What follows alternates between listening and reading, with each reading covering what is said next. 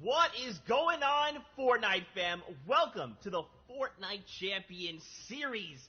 After the heats yesterday, we find ourselves here at the summit, the Fortnite Champion Series Grand Finals. After today, one player in every region will be able to hold the Axe of Champions high. The hype is here. We are excited, and we cannot wait to get into things. If you're joining us at Party Royale, what's up, everybody? Thanks for having us. We're here to have a good time, watch some cool Fortnite action, and of course, don't forget to use your favorite emotes, throw the grenades around, purple, orange, whatever your favorite color is. We'll have a great time. With that being said, I'm your host, Zeke. Joining us here on the analyst desk, we got Shy Wager, we got Bala TW. Guys, I mean, the hype is so real right now. I mean, I'm between hyped, excited, and every other amazing, awesome word because we've been watching along with these guys playing the FNCS solos for so many weeks, and right now, this weekend, today, it's the finale. Yeah, I couldn't be more excited because grand finals for FNCS always means that we get some very, very exciting competitive Fortnite action, and we're going to bring the energy, we're going to bring the fire, and I know these players are too. Oh, man, of course, we are going to get into the show, but first, very quickly, do not forget, we are tuning into all things EU. We are going to take a break, and then later on, we'll be back to wrap up NA East on the day.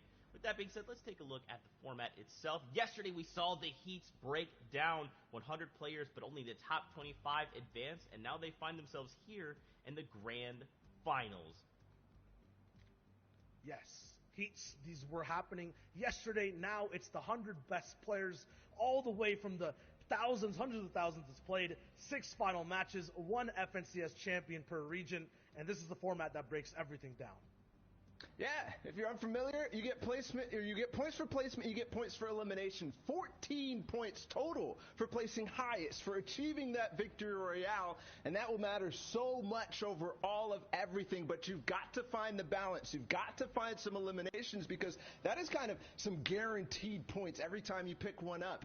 And the placements, well, you got to see how it is. It's very difficult to actually accrue these in a competitive game. That's right, man. 100 of the very best will clash and battle it out. Now, of course, what's on the line here? The Axe of Champions will be that trophy that they can take into game and let the others in the lobby recognize them as a champion, but also take a look at your prizing breakdown here. $80,000 for first place. And of course, everyone that has made it this far will walk away with something, which is awesome to see. And I mean, even if they were to place, say, last, you still have to recognize these are 100 of the best players in EU. Make sure to recognize them for their skill. Here is an overall breakdown of EU. $800,000 available there, and then NA East, which we will be back for later. And don't forget, we have other regions breaking down there as well, which we will take a look at in a moment. But real quick, guys, I gotta talk about something that's near and dear to my heart, and that's Batman. Genius comes in many forms. Whether you're dangerously funny, creating havoc with wild plants, or flooding the island with your best intentions, it often comes along with a companion, madness. Become everyone's nemesis with the Last Laugh bundle featuring the Joker, Poison Ivy, Midas Rex, matching cosmetics, and 1,000 V-Bucks. You can pre-order the bundle through your favorite retailers, and it will be available on November 17th. So definitely check out the blog for all the details. And if you can't wait for more DC characters, Harley Quinn, Catwoman, and my personal favorite Batman will be back in the item shop for a limited time. Get their cosmetic sets before they disappear into the night. And of course, let's not forget Joyride has hit the game, and we will not be seeing vehicles in the competitive playlist, so just keep that in mind as we are watching. Now, guys, I did kind of touch on it just a moment ago. We do have those other regions that are facing off. We should probably check in with OCE and see how things are going. Yeah, I think we should for sure because the competition over there was a preview of everybody else. These guys got the first taste of the Grand Finals action, and if you watched last night, it was certainly nice. And we got to award our first Axe of Champions. Yep, the axe was given out all the way towards the winner, and this man's going to be having that pickaxe to use towards the entire next season. It's going to be awesome to see. The winner of OCE overall was, of course, Jinx, RNG, Jinxie Fishy, and total points of 75, the Oceanic champion. What a run that he had above the rest. Yeah, it was ridiculous. And this man was contested, too. For yours unfamiliar with what that means off spawn, when he dropped, there was somebody fighting him, which means that it's very difficult to do what he did. But 75 points. And something else to note about Jinx, this is a man of stature, somebody who has won the previous FNCS, so he was already holding on to that Axe of Champion. He gets to maintain going into this season. Winners stay winning because as well, from second place all the way down to 10th, very familiar names. Refalse, Asfit, Rax, Worthy all the way up to second, Zore, Leia, Moose, Link at 7th, and then Fresh at 6th, who's been playing so phenomenally over during the day. Had some help as well from chat, as well as Arab coaching him throughout the entire process. Past that, too, on the second place of Oceania, 11th down to 20th place. It is the same names we keep seeing, but look how close it was overall. Look at the prize money these guys got broken down.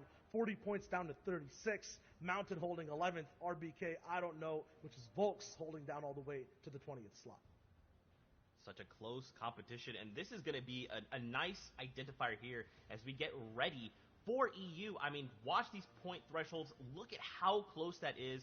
We will more than likely see this in EU unless someone decides to break away. With that being said, though, Asia also has a champion. Fram number 1, holding down that number 1 spot, 47 points, no victorials, but 11 elimination and an average placement of 25th. That in itself is a statement to be made, and now he will hold the Axe of Champions high. But it was so close, Zeke. Look at the eliminations, 11 for him over 6 games. That is slightly under 2 elims. And you know what? It counts. Everything matters. Tiebreakers certainly do in this case. 3 people tied for points at first place. That is ridiculous. Unheard of. Haruhiko coming in second, and Peter Pan. Unfortunately, these guys fell with the tiebreaker of eliminations. Fram will win the Asia region. Still, another tiebreaker back-to-back, 44 points, 4 ways through, from 3rd all the way down to 7th place. That is insane to see. Still, that story continues on the second page. Asia was so close, so competitive. And as you mentioned, Bala, every elimination did indeed matter. Once again, Rizart down to Riru from 11th to 13th place. They were tied. You go all the way down to 18th to 20th. Wildhawk, Bob, these guys were tied too, and it was their individual performance every game that stood out. So remember, every single game we watched today, every single play matters the most. That's right, man. And this is something we're going to talk about for the whole time, right? Is every interaction matters. Every time 2 people square up, one of them will be eliminated, while the other is allowed to continue moving and continue earning those points, while the other that lost has to wait. They have to reset and come back into the game with a fresh mindset and hope to earn more points. And these guys have been doing it all weekend long since Friday. They've been playing in these set lobbies, these very difficult games, and for some of them, they're done. They've already played it through, but for others, regions that we're looking forward to, EU up next, and these guys have such a competitive field. Look at the first list of qualified players, and that is just 1/5. And they've gone through so many different hurdles. We had 4 heats in total, top 25s qualifying from each and every one, down to the final 100 players. These guys are at the top of their game, and they're going to be playing against other people who are used to winning. On this page alone, I'm looking at Scouts, Kezix, Seventor, Mongrel, big, insane, legendary names looking to get another title under their belts. Reason was on that page too, the player who won Heat 4 against people like Letwick.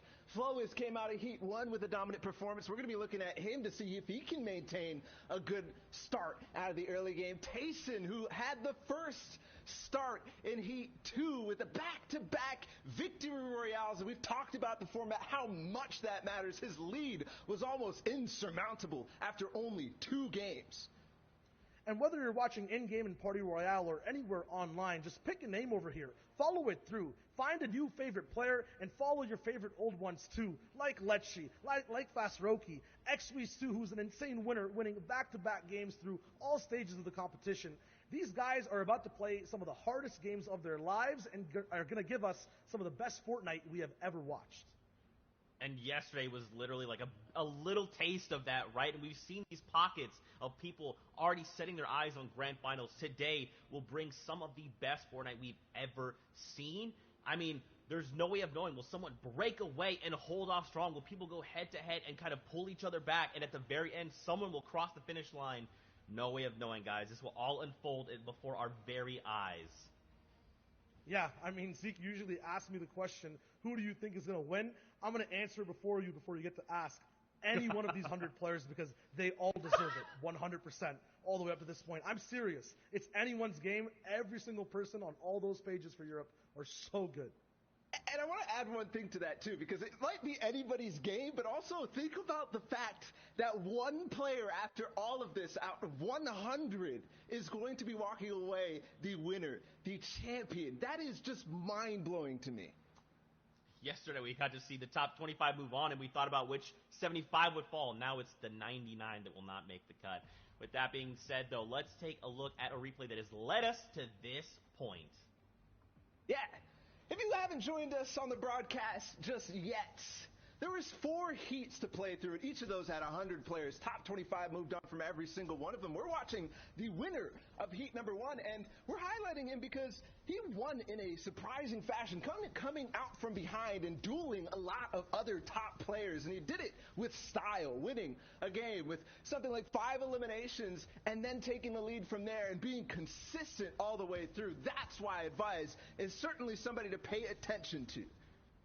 Yeah, the name to remember is Wave Advise, especially anyone having Wave in front of their names. But just look at the way he broke down every game. It wasn't something under control for him at all times. It was always back against the wall, but always found a way through to win every single time. And he was dueling against players like Clement, who are going to be here today. But moving on into Heat 2, if you missed that one, this was electric. This was fantastic. We already talked about Tayson's back-to-back. But he did it, again, with style, too. That's why we have to keep an eye on him going into this. And there's some interesting things about him. We saw a sneak peek about that landing spot, and that's where our previous FNCS Invitational Solos champion came from. His duo partner, Janice. And Janice is playing today too, so these guys will have to face off against each other at the same drop spot, in the same end games, and it's unpredictable as to what will actually end up breaking down. There's another player too in that heat. It was Kinzel. They ended up dueling. Also somebody who came out of Steamy Stack, so we'll have to keep that in mind. But moving into Heat 3, this is something that caught a lot of people by surprise. Why? Because Xweez, while he has been pretty consistent overall, his placements in FNCS and other tournaments like that, nobody expected what he did throughout the qualifiers. Nobody expected a second place on day 3, into a first place on day 4, into a first place in the heat yesterday. The most surprising performance by far, absolutely, and the most impressive in style. XP's always puts himself into positions where he can show his flair, show his aim, and give us a good insight to what shots he likes to take. All these shots always culminate to a win. Just look how fast he is past edits, landing the bullets that he needs to land to be able to get eliminations and then win games close range, 4 people back to back, and he did this in multiple games. And that's not all. While Xweez might have dominated his heat, there's still one more. To find the last 25 players, we had to go through one of the most difficult ones overall. There was players like Mongrel in the next heat.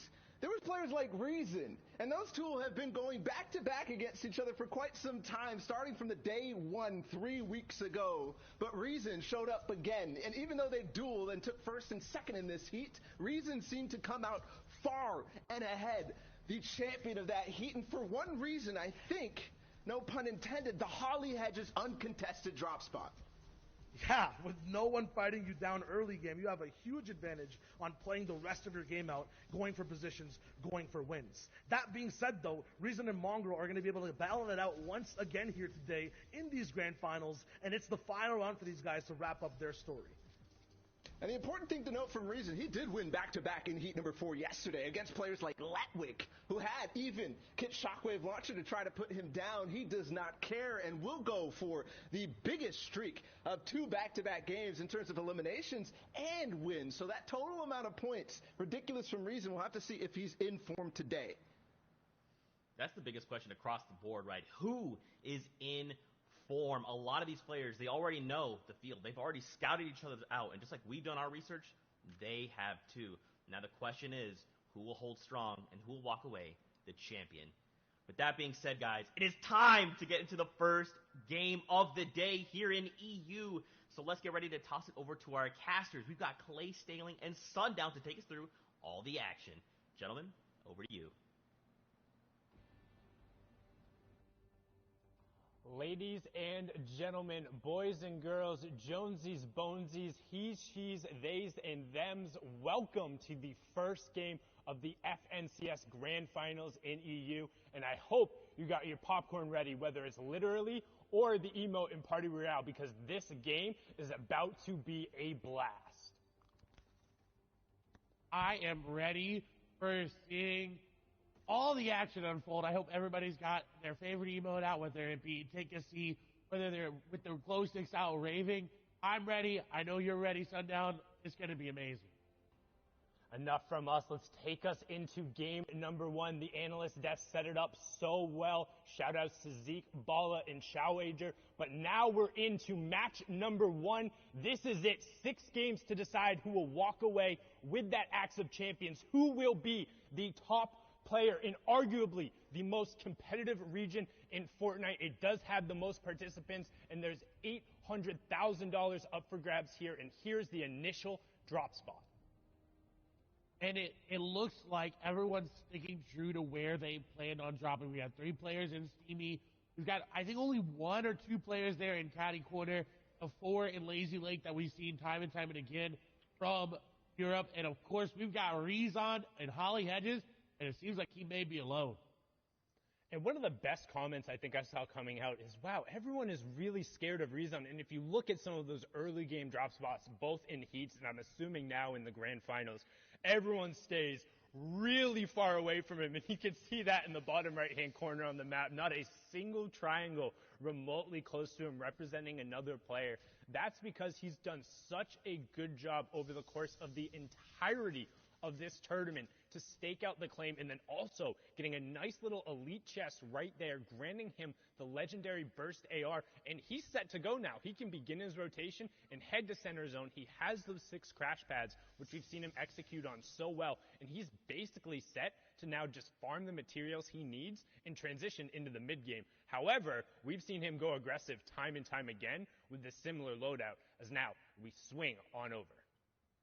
And you saw how careful he was being. He wasn't taking a chance looting that chest. He didn't want anything to go wrong in game number 1, because that sets the pace of your games going forward. Whether you get out to a head start or whether you get to climb your way back from an unfortunate off-spawn elimination. However, Hen, on the other side of it, does have players nearby. Loadout not as great as what we just saw on Rezon, but someone that also did very well in the qualifiers. Came out, and I believe, got a 2nd place there in one of the days. He's got that Cyber Rivals territory, and he's looking. He's peppered up. He's looking for an elimination. I think he's going to be able to catch this play off guard. Snipe's going to come through. He's going to wait, and he does. Ardent's going to go down. Elimination comes over for him. Brilliantly done there by Hen to set up that ambush on the side. We've talked about it time and time again, how you need to be careful, but in the early game in particular, it's so hard to really know where your opponents are, keeping track of them. If somebody does get that first shot down and you're not able to react, it can be game ending. And going out there in 96, it's so hard, a 0-point game, and now you have to sit back and watch everyone else have fun while you're sitting there waiting for the next game. As now we hop on board, and Candy, who's going to be in the exact same situation as Milan, turns that one around. And someone who's really been playing a lot better as of late, Clay. He has indeed, and I believe we have 2 Milans here in this grand final, so got a Loft Milan and Normal Milan, but both of them have been playing very, very well and have consistently been making it into that top 25. It seems like almost every single qualifier, so it's really good to see consistency being rewarded, especially with the way the format is. The format rewards those high-placing, high-consistent games, so if you're able to get to top 15, top 25, top 10 every single game, you're going to start to make your way to the top of the leaderboard.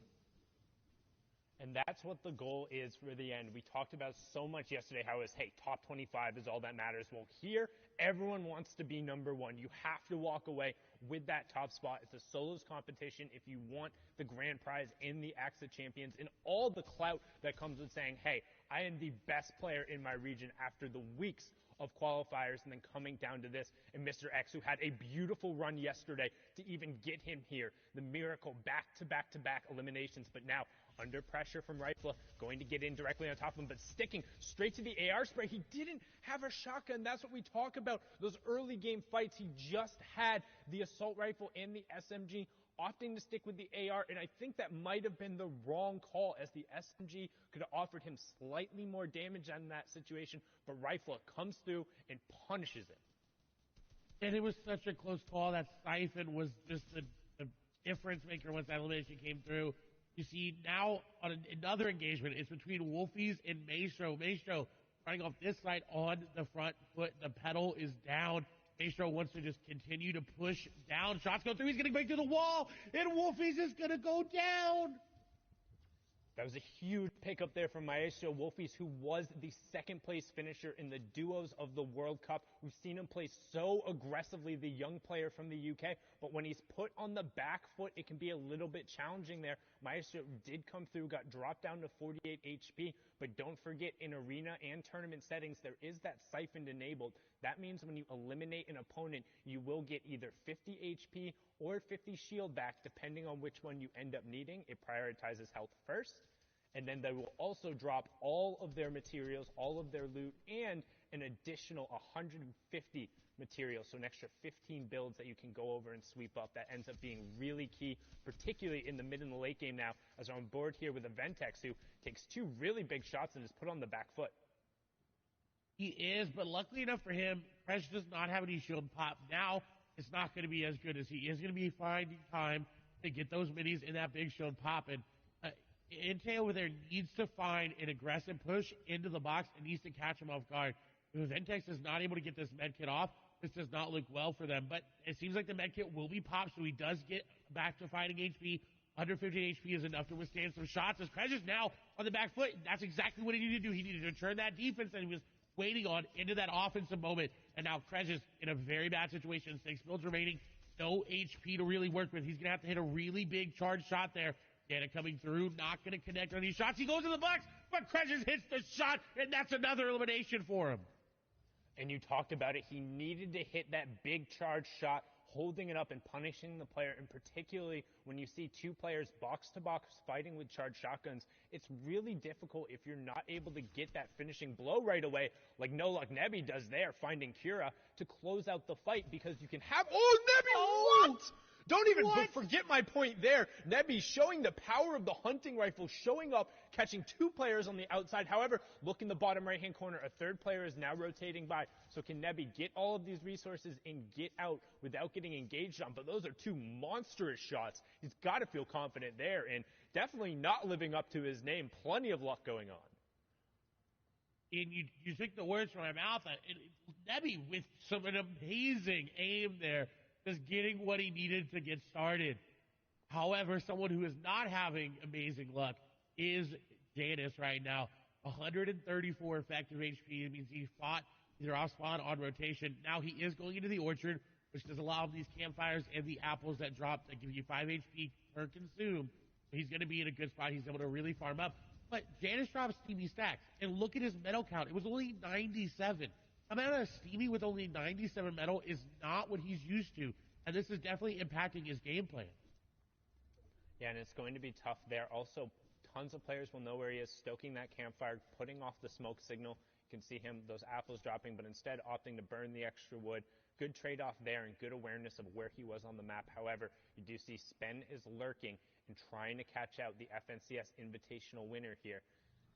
Janus over on the side, and he does. He gets him real quick. That's the problem. Again, we talk about it, the hunting rifle on the side. If you're not ready for it, it can be a game ender right there. You get caught out farming. And honestly, I think that's a little bit on Janus there. You don't want to be on the edge of the zone and caught gaining materials. Like, yes, you did just get in. You can feel safe. You're back up at that 100 health, 100 shield threshold. But you have to know other players are rotating from that side and going to be behind you. And Spen is actually going to get harassed there as he tries to rotate out. We're going to hop on over to a 3-way fight going on over here. Oh, and now already down to just 2 players. Controller getting into the boxes and getting the shots, picking up 2 eliminations back to back. Flecken gonna fall there, and these are what you need to do in solos. You need to get into the box and you need to finish the eliminations quickly, because like we saw, if you come and you fight and you box fight and you build fight, and more people are going to come and they're going to realize that, and you are going to fall. So very good play there from Controller. And so far, it's been the story of the third party. You hear players talk about it all the time, whether it's your friend or your favorite streamer, that third party, is the extra player who comes in. So if you're taking a 1v1 and then somebody else rotating by says, oh, you guys are preoccupied. First we saw Nebi picking up the 2 shots there, then Controller closing it out with that epic tactical shotgun. Going to be on board here with Ovation Orion.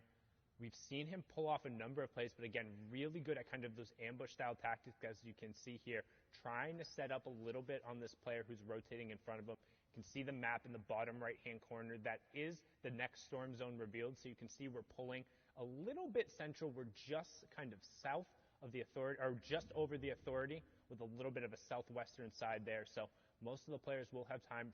The Slurpy Swamp players will have tons of priority, and Storm Surge has just turned on, which is something you might not be familiar with if you're watching there. So Storm Surge is actually on in every game, but is only activated when you're above a certain number of players left. That number of players for the third zone is 70. So with 83 players currently left, 13 will be impacted. What it does is those who haven't done enough damage to the opposing players will then take 25 damage every 10 seconds. It's to try and encourage a little bit of active play, which we see here from Orion taking out Queasy, who's going to be queasy about that, just being game-ended right there before the rotation occurs, not picking up any points in that match.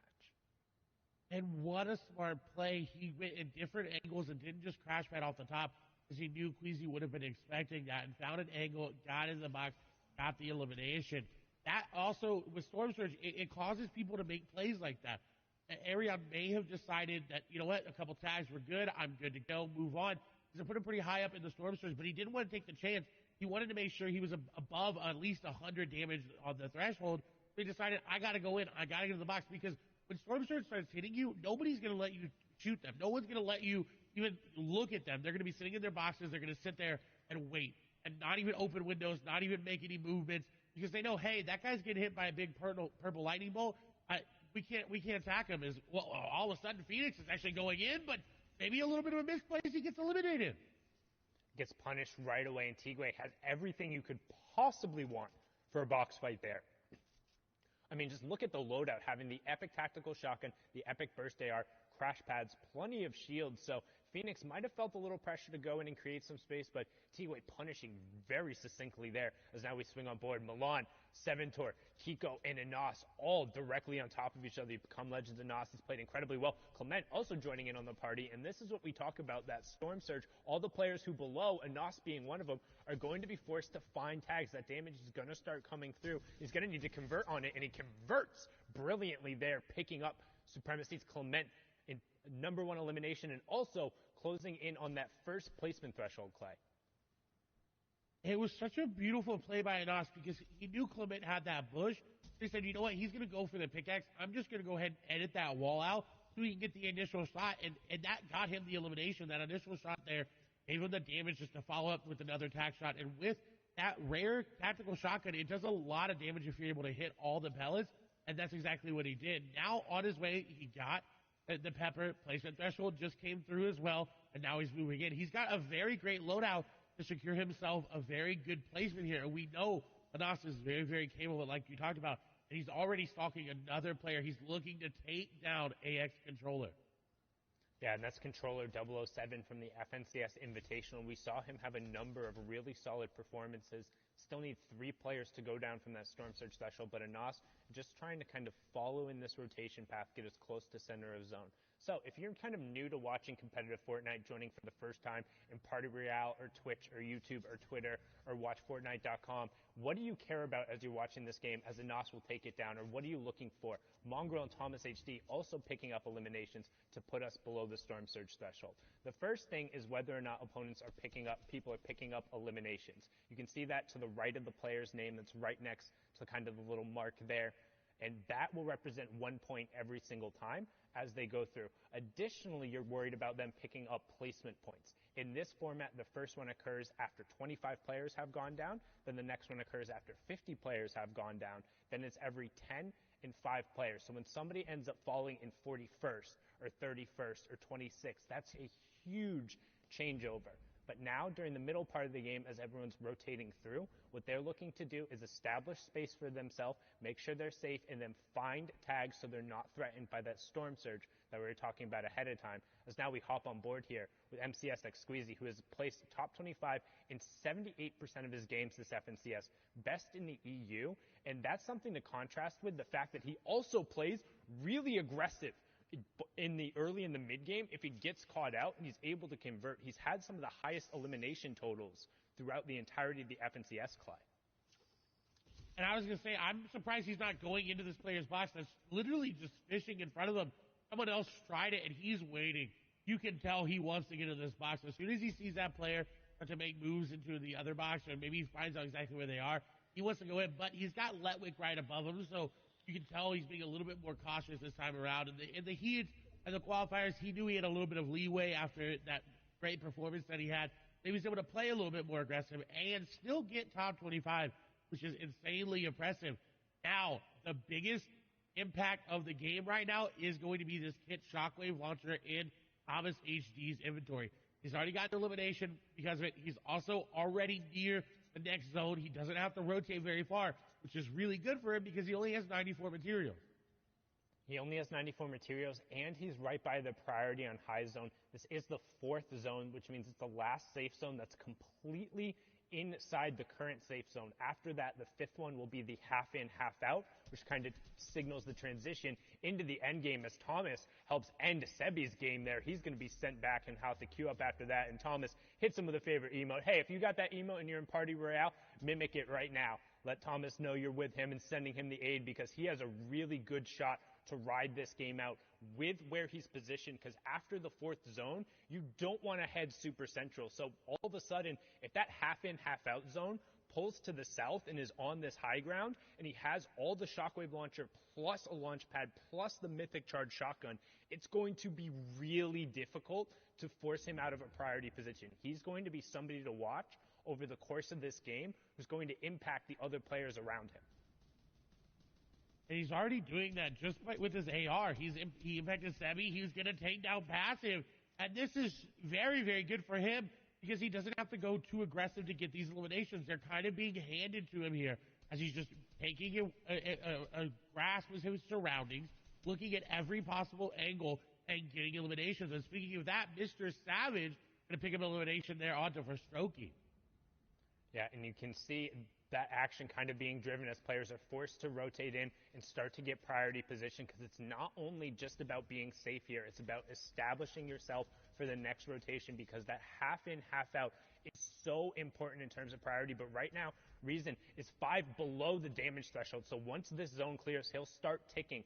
You want to keep an eye on the top left and then the bottom right-hand corner. That number will need to drop down to 50 players before Storm Surge turns off. And if anybody we're watching is below the threshold, they'll start taking that 25 damage every 10 seconds. And Reason just able to get himself above it with a nice tag there, and he's starting to get aggressive. We talk about the utility of the crash pads. We saw it in the package beforehand in Ball and Child. Talked about how good he can be aggressive on the low ground, and he gets Heatsy there, which is a huge elimination as well, because he pulled that half in, half out zone we talked about. Everyone who banked on it being up on the high ground saying, hey, if it pulls up here, I can win the game. Well, they were wrong. It pulled away from them, and they'll be the ones who have to rotate as we hit top 50, meaning Storm Surge turns off, second round of placement points goes through, and everyone is going to be rotating now. And you saw Savage just waiting with that edit open. He was looking for any possible angle to pick up an elimination. Lois as well. He's kind of fashioned himself a little bit of a base here that's got these pyramids edited in a nice way so we can see down on players rotating. And this is where you want to be. If you do pull half in, half out, you want to be looking for players. You don't want to be exposed, because obviously then you could get sniped like Lois might do here. Some people, Mongrel picks up an elimination as well, so he's still here in this game and still fighting as well. As Lois is trying to snipe somebody out of the sky and was not able to hit it, but a valiant effort. Valiant effort, but just a little wide. Might have given him a haircut, but not going to connect. No Storm Surge tags in play there as we see Kami pick up a huge elim, Flo's trying to get involved here, finds the first tack shot, gets the second onto Vadil, who had picked up Savage. So Savage, again, going down early, only picking up an Elim and the 2 placement thresholds. 3 points for him there. As we continue through, you can see Flois and Scribs still in. Helix as well. Skype, one of the now veterans, and they call them boomers in the lobby. 3 players in EU are 20 years old, and that is the oldest players who are in the match. But Skype has been around and qualified for nearly every one of these finals. But we're hopping on board here with Quartz Froggy, who had an absurd, just absolutely gross run in heat number 2 to qualify himself. Pushed himself, I believe it was I think it was 19 or 20 points in the final game to get here, but so far quiet on the day. No eliminations, but a decent loadout as we now transition into those fully moving zones, which means all the safe zones are outside, completely away from the current one, and everyone is going to have to move if they want to avoid that storm damage. And luckily for him, it seems like it's pulling towards him, so he doesn't have to invest those crash pads right away. He can look for eliminations, as you see sitting in the code, allows him that opportunity to find these rotations as well. You see just bouncing away through the crash pads, doesn't have to worry about it. Squeeze is going to fall there in the feed.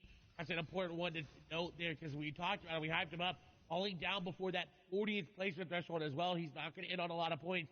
Question is, how many points can Froggy end up on? How many points can the rest of the lobby end up on as this game continues to go on? We see Kiriachi, we see Mongrel, we see Letwick there in your screen as well, and Froggy looks to have taken high ground with that. The shots go through, he's going to get that player down in low HP. It's Cammy going down. What a huge pickup there by Froggy, but he's not done yet. There's another player on the other side. So he does disengage, so he does have mats to build around with and to just drop down layers if he wants to. It seems like he's content on focusing around high ground. Yeah, and Benji and Hen also picking up a pair of Elims there in the feed as we close in on the next placement threshold. It'll be top 30, and then every 5 players going down. Storm Surge will also turn off his top 30, and we're closing in on it. There it is. Scouts picking up a pair to make sure he gets there. That's ADN and Diablo, who we saw yesterday going down. Thomas also goes down, and then Become Legends Rifle picks up Benji Fishy. Deceptos ends up getting Skite as well going down there. Lechy picking up Styler, but we're still on board here with Quartz Froggy, and we saw how much work he can do on the mid-ground tarp here, and he's continuing to run through with that charge shotgun, picks up Scouts as well, and we're in through another placement threshold. So this is what happens as we start getting in the moving circles. All the action for us, so keep an eye. Flois all the way up on the high ground. Kiko has priority on the low ground, and then everyone else is the tarp in between. But Hen and Reason are still up on the mid-tarp. I think Flois was able to pick up that shockwave launcher from what it looked like. He may have used a crash pad to take it, but Mongrel, I believe, going to fall there on the backside. Rezon still in this game, getting eliminations. Hid, thing on 4. Crash pad will come out here for Hid. He does have a lot of materials left. Carrot picking up 3 eliminations there on the backside. As shots come through onto Hid, he is going to be able to block it off, and the capitalization there on the Snazy will be good as he realized already losing HP. Kinsel's going to take down a player there as well. Anas going to fall. Lois does have what it seems like a crash pad to maintain high ground, but Bad Sniper coming up. Decepto's coming up as well. Everybody is coming up for high ground. Rezon just trying to make it through. And everyone pushing for the high ground right now, but not necessarily paying attention to what's going down the low ground where people are cleaning up on eliminations. You have Flois in your top right, Froggy in your bottom right, everyone else on the wide. You can see Flois is up on that ultimate high ground. Deceptos in hand down on that low ground with Reason just above them. Froggy waiting for his opportunity, but keep an eye on the number of builds because we're getting down to the final one. Flois going to pick up an elimination there, and he's doing a really good job at just maintaining that high ground control as we're closing in on our top 5. One more player will go down, and then it's all about getting to the top 3. Boom, we have it. Letwick, Bad Sniper, Froggy, Hen, and Flois, top 5 in game number 1. And Flois looking to close it out 4 eliminations, but Froggy down below, you cannot count him out yet. He is right there. If he takes down Flois from below, that'll be so huge for him because he will get that shockwave launcher, get that mat refresh. Letwick's very, very low. More likely going to be edited down. The shots come through, but no, Flois going to be one to take him down. Froggy gets down Hid. In the meantime, 1v1, Froggy versus Flois. The shockwave launcher up above. Froggy trying to dodge him. Flois sending him down. He's trying to, but he's running out of mats. 15 builds remaining, and Froggy does not look like he's stopping anytime soon. Going out in the zone, taking some damage. Going to shockwave himself down. Little Micho classic. Shotgun does come through. The shockwave is going to send him flying. Shots come through. Flois is going to get the beam, and he takes down Froggy for the victory royale. really, really good job from Flois executing on the top-down push with the mythic weaponry, but more importantly, showing the versatility of that shockwave launcher, launching himself down and then finding a gap to launch the opponent out, tracking him, and picking it up with the AR. Match number 1 is done. Fury Flois taking home the victory royale, but we'll see where the leaderboard shakes out. We're going to toss it back on over to Zeke, Shio, and Balo. Man, a strong start here in EU, really coming out with a nice flow. Flois finding himself the victory royale. Guys, this final fight between Froggy and Flois, both players walk into that 1v1 with 5 eliminations. The Elim and the victory royale is going to be that 4-point swing. This is gonna be a good tone setting for the rest of the competition. We saw it in every region, right? 1 point matters, and that's a 4-point difference for that win and the Elim. The coolest thing, though, to me was the versatility for Flois and how he was playing every single engagement differently and using his entire kit to be able to hold first overall in Europe right now. 6 eliminations, 20 points, and that victory royale. Yeah, but there's also other people lurking near, too. And with only the first game, don't forget, there's 6. People are starting to establish themselves. I see Hen in 3rd place right now with 15 points, a sign that he could actually be on that hot streak. Hen, a very hot and cold player. Letwick, though, played significantly well yesterday, and he's there again in towards the top placements, and also with a couple elims to put himself in 4th place, but Kinzel too. And then the rest of this, I think, is kind of maybe a little different than what we might expect in towards the end of the day. You have Carrot, you had Deceptos, you had a Nas. I mean, there are some of these guys who have the potential to win for sure, but I don't know if that's quite it yet. Yeah, I think at the top, I mean, obviously this is such a strong start. 20 points for Flois. Now, he's off the line, but he needs to take that next step and turn this into a full-on sprint toward the end. Is this the momentum he needs to do this, though? Yeah, I mean, for all the people over here, that's the same kind of question, right? And if you haven't seen the standings leaderboard before, the eliminations are the total overall over the 6 games we're playing, as well as the points. And that's a combination of the placement and elims these guys have. So Lecce got 5 points of placement that game in 22nd place, and 2 eliminations. That's 1 point each. But for these guys, they're kind of sitting at 30th place. They don't have to go for a top 25 anymore. No one has to go for top 50. Everyone here is focused on that win, and they're just slightly behind. Still, though, really hot off the gate. Yeah, there's a lot of different things that people have to figure out on this first game. There are a lot of things and changes to what people might have been expecting. The plan, Zeke, you talked earlier about how these guys are all starting to do their research and whatnot. It shifts a little bit in grand finals. People start to make decisions and play with the mind a little bit of each other to, force things that you might not be comfortable with. A lot of that is going to dictate that drop spot, right? And how that could, I mean, we're talking about 100 of the very best in the world. If I'm going somewhere and my peer is going somewhere that I'm used to playing with and against, that is going to dictate my play and theirs. I mean, it always starts from the early game, right? Just in general, the entire tournament, from game number 1, your mentality is set in if you do well, if you do bad, and now everyone has different expectations. If you're like Flois, you're at the top spot. You guys mentioned it. Now it's a game of endurance, of holding it and not faltering when things go bad. And in the grand finals, we have seen tournament after tournament. Being uncontested increases your chances of winning tournaments by tenfold, if not more than that. Mm-hmm. So being uncontested means you have nobody landing with you. You might be familiar with landing in a hot spot. You don't want to be doing that in grand finals or in set lobbies at all. Yeah, the opposite of that is contested when someone is there. And Mr. Savage and Noah Riley are side by side at the yacht on the northern side of the map. 2 other big names all the way at Slippery Swamp, Kiriachi and then Benji Fishy. Noah Riley was not supposed to go to the yacht with Mr. Savage. Mr. Savage had thought that he had done enough to force nobody to land with him throughout the heats. But you know what changes now for Benji is that Noah was going to be landing in the same main building. And of course, Noah did not want to do that. Challenge one of the best players in the world at off-spawn fighting. Did not want to challenge Benji whatsoever. He'll leave what success he had throughout the qualifiers to end up going against Mr. Savage? I mean, now it's going to be even harder, I think, for Noah Riley all the way up at the yacht. For Benji, even freer. But how did that look in game number 1, right? We're talking about these names, and we missed one of the biggest ones from the first game, Flois, who ended up getting the Shockwave loot. Didn't start with it, though. He was at the Orchard.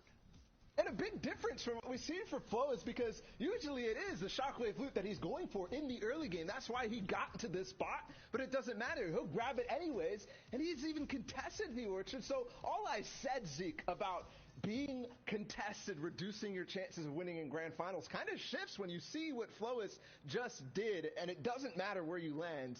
You could always stumble across Kit's Shockwave launcher. And this is kind of like talking about the quality of the players we're seeing, right? Like, yes, of course, we have mythic items to play around, but for someone like Flois, it's like if he's going to walk up and he's going to take a fight and eliminate you, and that loot's just going to be put in his hands, it's like, okay, I'm already good. I'm already at a 10. You're just giving me that loot and now making me an 11. Yeah, and also to think about other people who usually have that opportunity to make it through. There was a lot of the big names. I mean, Janus fell off spawn, which you did not expect for him landing at Steamy Stacks with 2 players who play kind of passively in that. He got sniped. There was also a number of different people who fell in the mid game. Yeah, I mean, the big thing and the number one word for all these players right now is momentum, right? Flois finding that Shockwave launcher gives them a bunch. Janus getting taken out, as Bala just mentioned, stops the momentum overall, right? So in game number 2, these guys have to find a way to rev their engines faster and then get ahead of everyone else with momentum.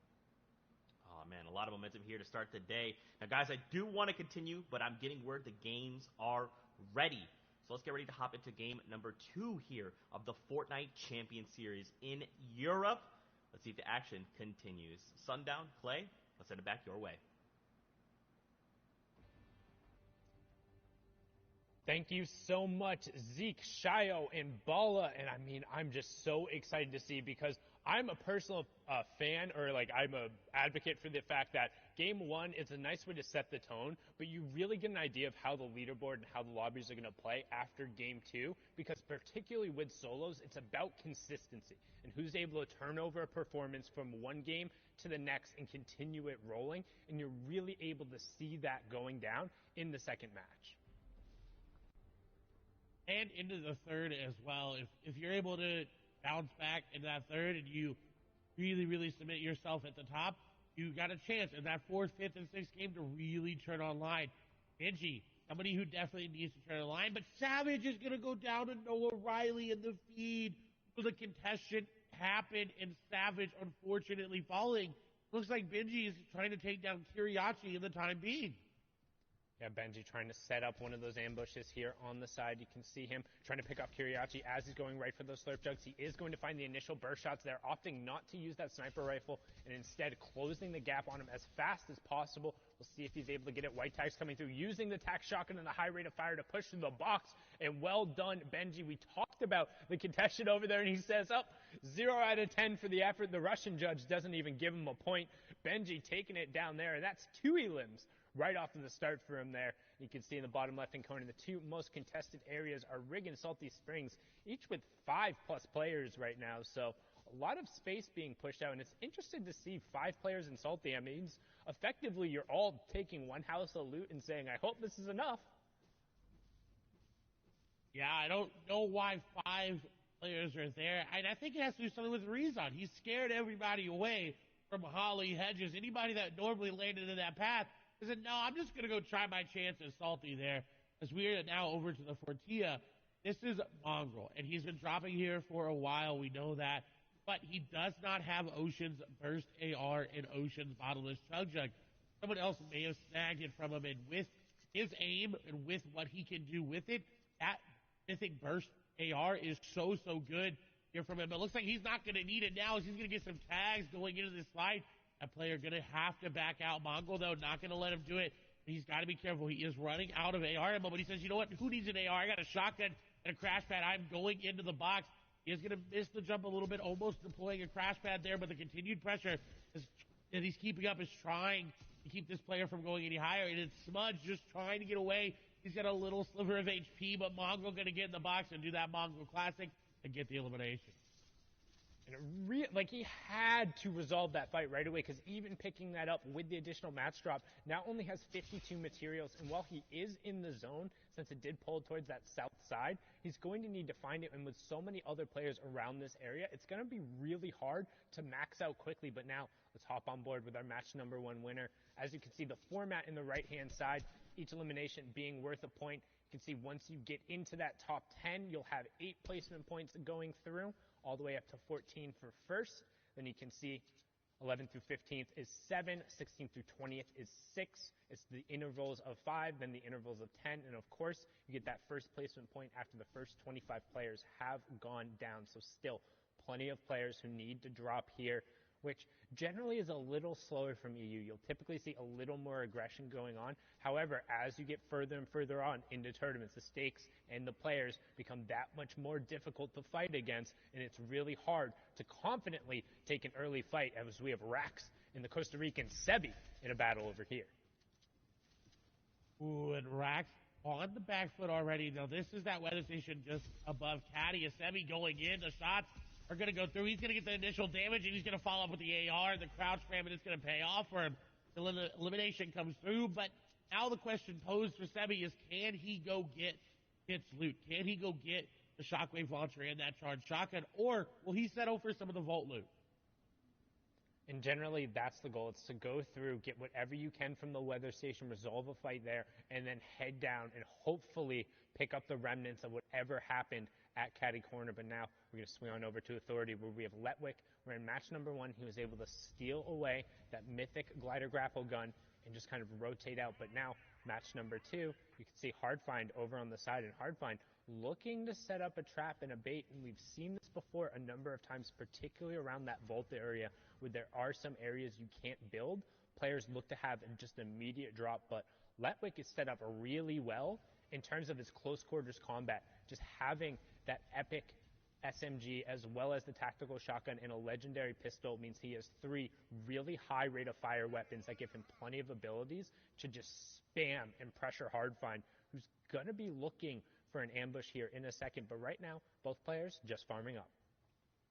And it seems like they're respecting each other's areas of this Authority. They kind of know, hey, he's going to be over here. I can tell by how he's looted.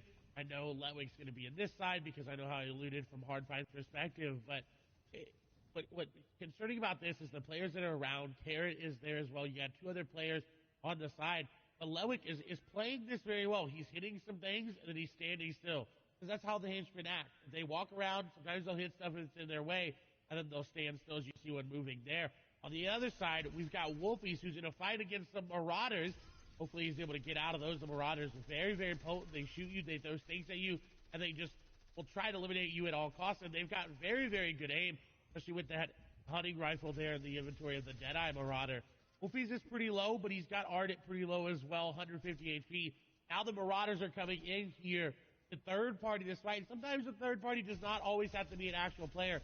It can be the AI. This is really good for Wolfies. He's allowing the Marauders to go after this player and go after him for him and get the initial damage. But if he goes in, he's got to be careful. He can't look to go in right away with all these Marauders around. If he doesn't do any damage to him, they're going to be very, very, very hard to build through and walk through. As you see, the builds are going to get broken. This is bad for Wolfies. He needs to get rid of the Marauders. The shots are coming in down to 11 HP. He's only got 2 builds remaining. Launchpad placed. He can't build anymore. Got a player right there in front of him. Sniper shot going to come out, and it does. But he goes down to a Marauder. Vato getting picked off there, but the Marauders catching Wolfies out. No builds, no natural cover nearby. Ardent soaking most of the aggression. Him opting to go down. Ardent will clean up all of that. So good heads-up plays by Wolfies to pick up the snipe, but the Marauders ultimately enacting their revenge there. And it can be so difficult when you get caught out by them, particularly in the open. The builds that will target those and will try and take them out. You're definitely able to kind of ditch them and get rid of aggro when you're around some of the more natural cover on the map, those houses, the bridges, and the stuff that are nearby. But Vato not going to be happy about that. Was trying to get a little bit of a third-party tag there, and Wolfie's punishing him right before he goes down. He says, hey, if I'm going down, you're coming down with me, and will also deny a key elimination point that could have gone over to Ardent. So ultimately, he's going to be upset his game is over, but at least he was able to pick up a little bit. Is now back on board here with Flois, and as we can see, he's used to fast starts, placing first with 5 elims in game 1 of Heats. as well. So let's see if he can turn this confidence into something more, as he is over on the northeast side of the zone with plenty of players around him. However, he has priority on the rotation, but not a ton of materials to really do it. You don't want to be forced to burn those metal and the brick here. We refer to those as the hard materials, because once they get built up, they provide that much more defense for you. However, just they're so much harder to get naturally as you move through the map that Flo is finding Cammy there, and you can see immediately he's going to head over there because he's like, hey, I need those mats. I need those refreshers. When we talk about refresher in the term, this is it, because that's going to be refreshing for him. What a shot and a heads-up play by Flo, as he desperately needed that, as well as his ammo was pretty low, too. Only 74 AR. That's not enough going into an in-game competitive Fortnite game. You definitely want to have a little bit more like Noah Riley here. Again, takes off Mr. Savage and now has the loot to show for it. The yacht coming in clutch with this loot. He's got this player down, though, with those tags, but the big shield going to be popped there. Now Noah has to be careful. He wants to go aggressive. His instinct is to push in with that crash pad and get the aggressive play, but that player back up to full HP. He's got to be careful. Shots go through the edit. Not going to connect on the shots there. Noah over the top. Shots come through. A 71 tag there for Noah, and now he's going in. Crash pad in. It doesn't matter, though. The crash pad is actually going to send him away. He's got to keep the pressure up to keep this player from popping any shields, and he's got the player back and forth, up and down, up and down. He's got the crash pad. He's going in. Shots are going to come through. The player puts the stare over the top of his head, and another good tag there. But Noah's not able to find him. Noah's not able to finish him off. This player continuously layer changing, going up and down in between the builds, and Hydro was just trying to run for their life. Hydro trying to put as much distance as possible, and unfortunately going to go down there. Good job for Noah Riley on the chase. We talk about how important it is to resolve fights, particularly because you don't want that opponent burning those resources, because when you do take them down, they'll drop them there, and you want to get as much as possible. You can see Noah picking up all of the minis there. He's back up to 6. Good job, still has 4 crash pads. And one thing you'll note in particular when you're looking at these mid-game fights and what you should be keeping an eye on.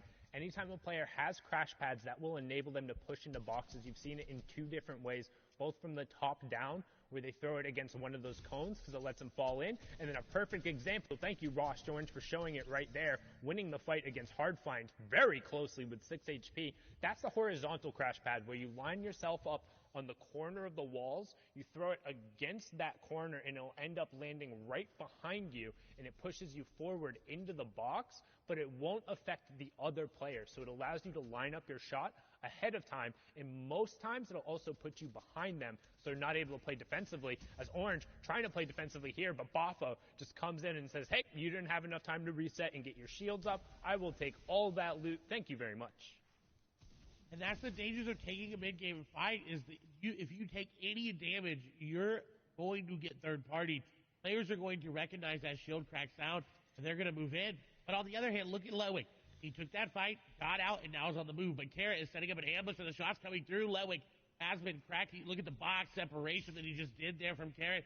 Get a time to pass him, and he's the stare with the top is not his. He does get a nice layer change coming out and above, but he doesn't have enough time to pop the big shield. He's just looking to try to pop another mini, and he does get it off, and now he's looking for a shot. He needs to put the pressure back on to Carrot, because if not, then he's just going to keep running around, and Carrot's finally going to be able to get a shot on him. And Carrot decides, you know what? Not worth my time, not worth my materials, not worth my HP. I'm going to disengage. I'm 50-50 on that. It felt like if Carrot had kind of kept pressing, he might have been able to pick up Letwick, particularly because, look at Letwick, there are only 20 total builds coming out, but that also means if you are able to take him down, you're not going to necessarily get that much back. You'd only get the 35 total, and it's really not going to be that beneficial unless you're able to rotate cleanly off of it. Both have the crash pads, but now you can see fight going on here between Diablo and NXS.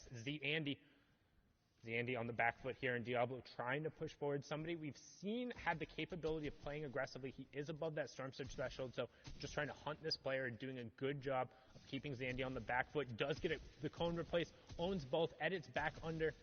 Zandy able to replace that stay there, so Diablo just going to reset for a second, make sure he's still back up at near that 100-100 threshold, and then Zandy going to go down. So good job making sure he picked that one up. Zandy was below that Storm Surge threshold. Diablo will see that coming through. The Storm Surge will take that over. So that's what we talk about right now. You can see on the right-hand side, Diablo is currently 130 damage above. Zandy was below, which means he takes that 25 damage every 10 seconds. And it also signals to Diablo, hey, I can just tag this guy up and then wait, because any damage he does to that player, as long as they go down within a minute, he will still get credit for that elimination. He will still get the point. Then he can go over and safely pick up that loot. That is another aspect of competitive Fortnite that everyone has to think about. That Storm Surge, it plays a factor into so many of these players' games. Sometimes they forget about it because they're pumping, they're rolling, they got their mats, they got their ammo, they got their builds, they're in zone, and then they're like, wait, I didn't tag anybody this game. I got to look for tags. Frenzy Fishy on the other side, above, and a good amount above. If you're about 100 to 150 above, you're looking at a good spot. As shots come through, he's going to take advantage and find swaps with one AR shot. That is what you needed. We saw Thomas HQ do that in the first game. Just find any sort of elimination that you can, far away or up close. Don't even have to risk yourself getting tagged up for it. Beautiful elimination. Yeah, but you notice how he's doing that behind a cone and editing a single wall. That's to avoid all of those hunting rifle headshots that we've seen come out time and time again. You don't want to get a game ender looking for some of those tags to make sure you're safe. But that being said, when we talk about tags and going through, that's generally meaning you're looking for long-range shots, not with the intention of actually trying to eliminate the opponent, but just doing some damage so you're not threatened by the Storm Surge, as Flois ends Froggy and puts a prime example of why you need a cone in a window and to limit the number of angles you have, because so many of these top-level players will be carrying those weapons, particularly in EU, that is known for their snipes and hitting their shots. Well done from the game #1 winner, who's continuing to roll with the momentum here. Boxed up next to Ardit, passive over the side, as we're transitioning now into that mid-game kind of territory as players are starting to get closer and looking for priority in terms of zone number 4. What an elimination. He needed it too. He only had 2 hunting rifle shots. That first shot needed to hit. He didn't really have a chance to follow up if it didn't. Very heads up play by Flois. First place, taking down second place. That's pretty good for your mentality. Even if he goes down here and be like, hey, I took out my competition, so I know I'm pretty secure there. But we're still pretty early on into the game, so you can't really do much with it. And it's important to note when they stress during the top of show how every single interaction matters. Right there, Flois eliminating his direct competition right now, the player who is closest to him, who's able to pressure up. That means if he's able to build up a lead now, it's going to be that much more substantial, because effectively he's eliminated one of the players who can threaten him the most, as now we're on board here with ADN. We saw him have an amazing run yesterday, pushing in. Right there, you can see the Dorito edit being taken down, and that's such a good push. Fastroki was looking to set up a crash pad there with that edited cone in his box, but ADN dropped in and then occupied the space, stuck to the AR, and then just used the weapon to close it out. Well done getting a key pick there in a mid-circle. And he desperately needed his mats were not looking good. Still are not looking good as well. So he's going to have to find another impact elimination along the way. As we're on board here with Ardit, again, mats are not looking good. Now, there is a player's loot there in front of him that he more likely got the elim from. He's not actually prioritizing picking it up right now. It seems like he's just looking to build and then go for the loot. Mr. X nearby as well. Artist in an awkward spot. We've got Scram in this game here as well. Handy, passive, slick. A lot of players still alive. 61. When we talk about Storm Surges, this is a threshold where it's 50. 11 players need to go down. Darda makes a heads-up play to get a box, and Crash Pad's going to come through, but that's bad for him. Unless he hits the shots come through, and he does. Maestro going to go down the aggressive play, not going to be rewarded. And Ardit be rewarded for his passiveness. Yeah, and you can see the reason why so many players are fighting right now, both that Storm Surge and trying to get priority. We talk about 4th zone. Look in the bottom right-hand corner.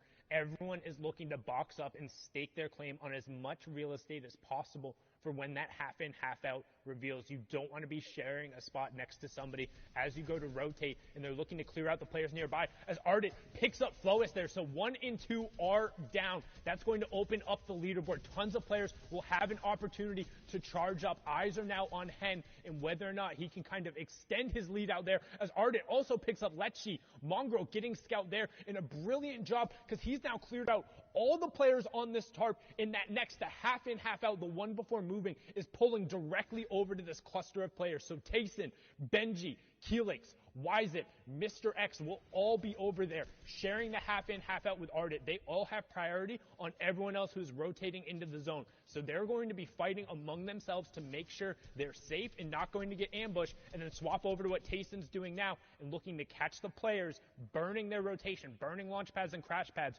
trying to get into this zone. And this is very lucky for Tayson because, again, express the amount of builds in the inventory. He only had 54. That is not where you want to be for this endgame. So he has to find an elimination to get to these moving zones effectively. He does have the 6 crash pads, but when you start to use those crash pads, you start wasting those builds as you box up, and he needs to find somebody. As shots come through, he's not going to be able to beam people out of the air just yet, but we do see Nebby unfortunately falling, but he did get that top 50 placement threshold, which is what a lot of people are playing that consistency. Hey, at least I went down inside of that.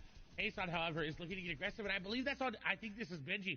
I'm 97% sure Benji is right nearby. If Benji makes the wrong edit, he goes into a box that's not his. Tayson is going to go aggressive. He's going to make sure there's going to be pop. Edit's going to come through. No crash pad in. Shots coming through. And Benji's going to go down. Tayson going to take him down. You called it. He was looking for it, waiting for Benji. He heard him trying to set up and get some space, knew he was pressured around the side. The horizontal crash pad entrance puts him behind Benji, cleans it up with the tactical shotgun, and well done. And Hen, the third place player on the leaderboard before the last game, going on the high ground right now, has priority position with Enos and Mongrel just below him. Also Floki on the same ground, but we're going to hop on over to the Become Legends player. He's been playing so well recently, cleaning up the Cash Cup on his birthday. Had a phenomenal performance yesterday to also guarantee him spot here, and he has priority on this next zone. What that means is he's the closest to where the safe zone has to go past. So as it funnels and everyone else rotates, they have to go past Hen. You do not get to pass Hen, and you notice he's built so much space around him, so he can't be shot at in return. All of these shots are completely safe, so anything he's able to convert on will turn into points for him here, as another placement point does take over. Now he's not shooting through that wall. That is just one of the graphical issues with the replay. He's picking up tags, but now you can see setting up a crash pad, going to use it to go on the rotation late. And he picked up a key elimination onto Wizit there, as we have our top 35. And it's such a key elimination because he gets Jules' glider gun, and now he's got free rotation everywhere. He could win this game based off that elimination. It was such an impact elimination, but he's being a little bit too greedy on that zone. He did get tagged up, but he's still good. Rotation coming in. We do see Sapphic going down, and rotation X Squeeze went down as well. So a lot of the big names are out of this game, but Han looking to keep his stream alive and take down one player who landed right on top of him. That was a very, very heads-up elimination onto Pablo, but he's not that healthy. He has those minis in his inventory, about 126 effective HP. He needs to find another one. He needs to find the outside. He can't be in this cluster. It's really weird to take the grapple gun and then immediately go into the middle because you don't really have the ability to utilize it, and that's what we're looking for, getting towards the outside of the zone so he has more options there. Anas, teammate up on the high ground there, but this is the solos competition, just playing for the same org.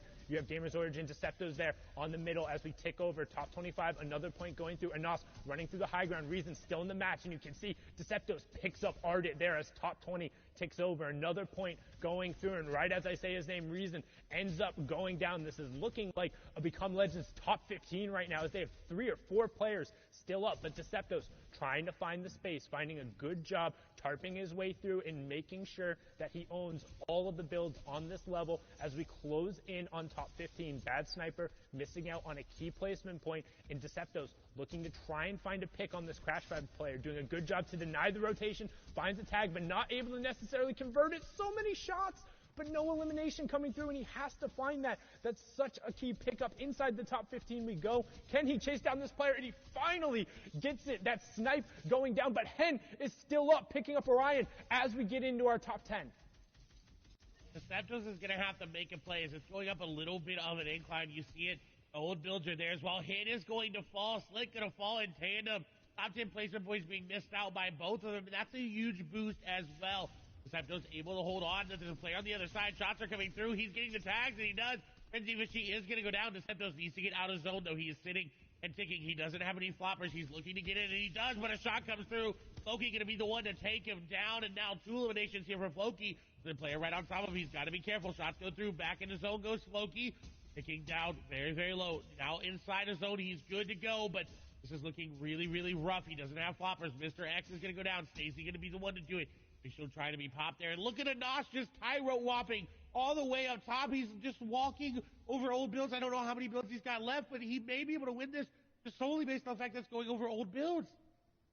And the old builds giving him priority, that moving zone, we talked about it, it just randomly pulls a distance back away, which means you can continue your rotation. And on top of having the old builds, his saving grace has the mythic loadout as well. So this is so big for him as we move into the top 5, 4 players left. But Anas has complete control over this lobby. You can see Tayson as well in the middle. Scramguard and Snazy are going to round out your top 4. Who will finish it off? Will Anas continue the run of the caddy corner loot, proving it out, or can somebody from the low ground shut him down as Tayson picks up Scramguard? So each elimination, each placement here, an additional point as Tayson ends Snazy right there. But the Shockwave Launcher comes out right away and knocks him over to the zone.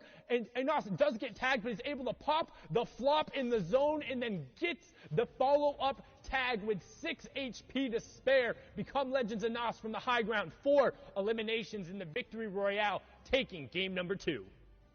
The flop was what he needed to pop, and he did do just that. The Victory Royale going to be nice. I think may be able to move into first place after that game just on the number of points and the eliminations, but we're definitely going to need the analysts to break that one down, so we're going to send it right over to them here in a moment. Thank you guys so much. Great cast here in game number 2 of Europe. Anas finding the Victory Royale there. Mad props to him. Now, here's the thing, though. Tayson, another big name we're used to seeing. We keep talking about the quality of players. This is someone who is coming in strong. Ends that game in 5 eliminations. Had he picked up that BR, that 4-point swing would have actually moved him higher up the leaderboard, and we'll see that as we take a look at the standings and look at who is currently holding down that number 1 spot. Usually who ends up winning the game is always at first. That is the same story here right now. BL Anas all the way up top, Victory Royale, 7 elims, 28 points. But what happened that game was a bunch of eliminations from top players, changing the standings from 2nd all the way to 10th. And there's BL Hen in 2nd there. Somebody definitely to keep an eye on because he placed 4th in the first game. Not necessarily the biggest boost in points this game.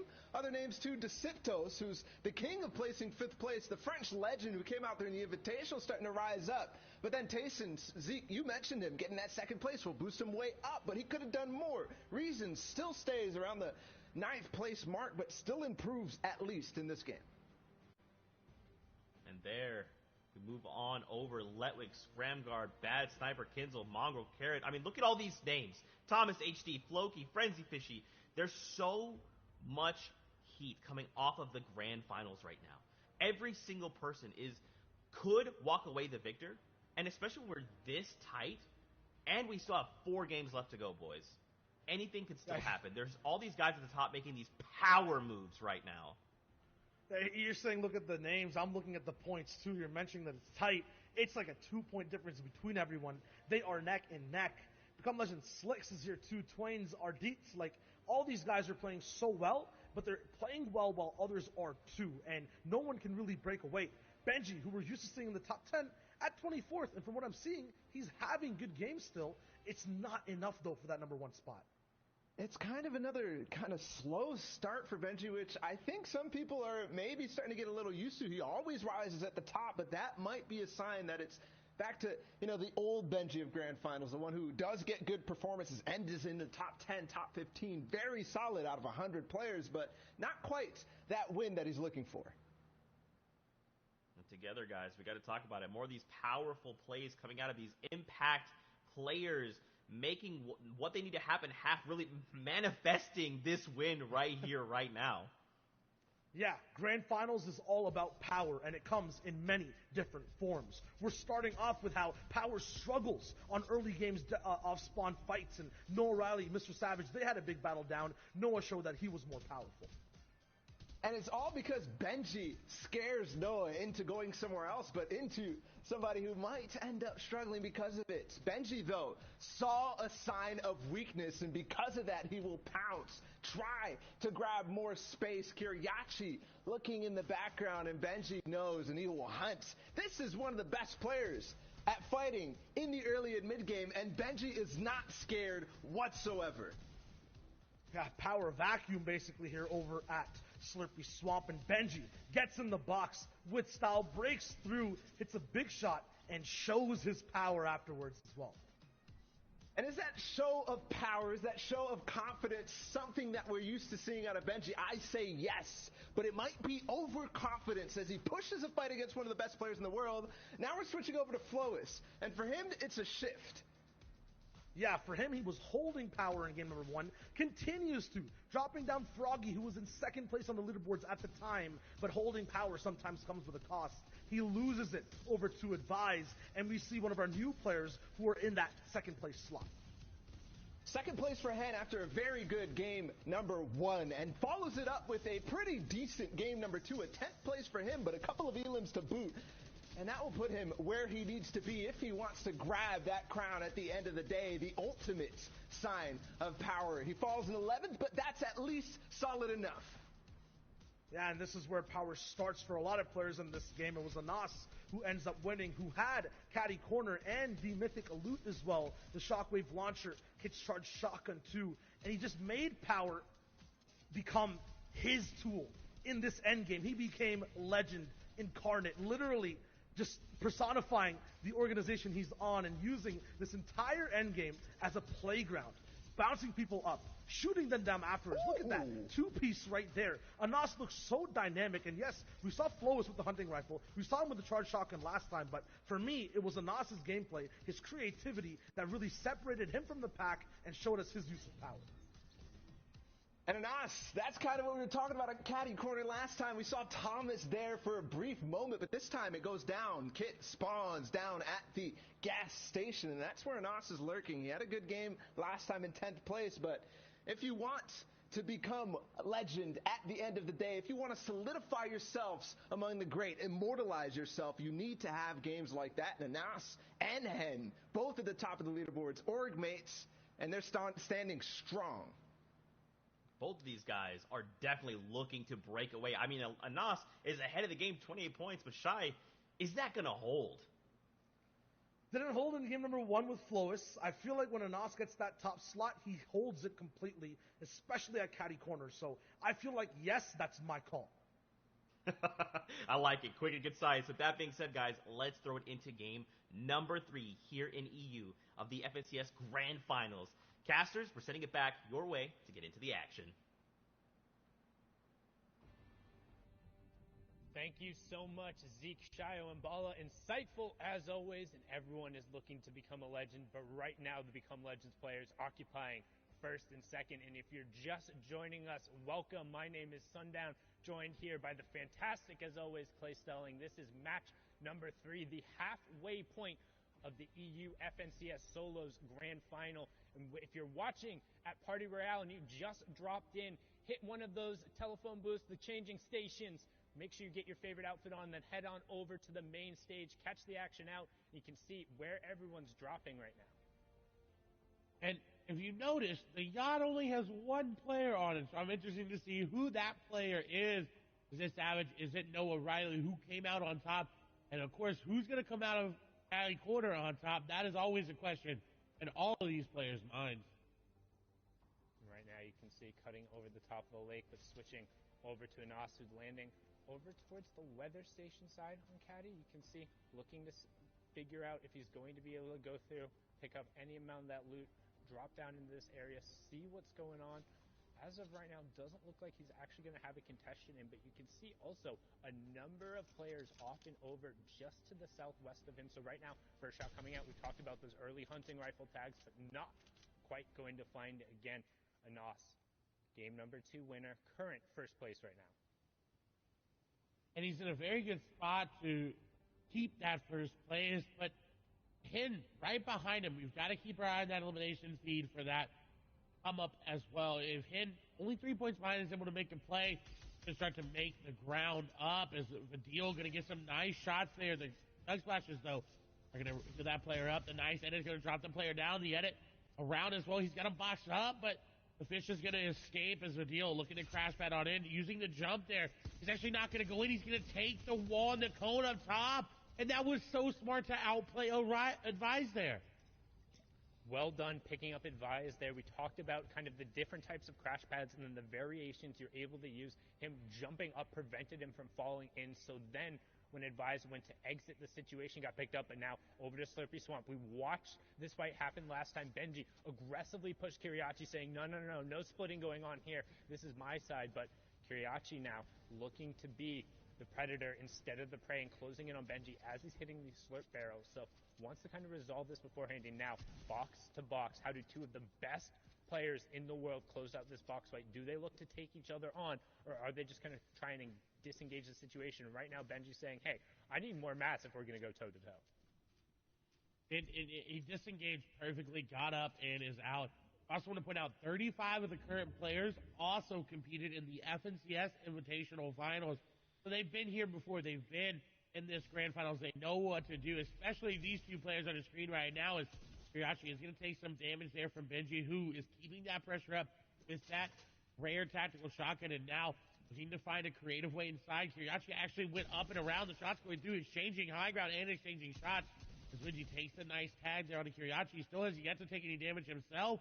Kiriachi is still pushing. This is exactly what we expect from him. And Benji baiting him to drop down. And Kiriachi was ready. The back and forth going in favor of Benji right now. Kiriachi keeping the pressure up. Benji going to get tagged up a lot there because he couldn't build the floor. He's trying to pickaxe for that code as the edits come through. Benji going through old builds. This is really good. But once you reset that metal, it is very, very weak. And it's easy to hit. But he's put some distance in between him, Kiriachi, and Domenia Snipe.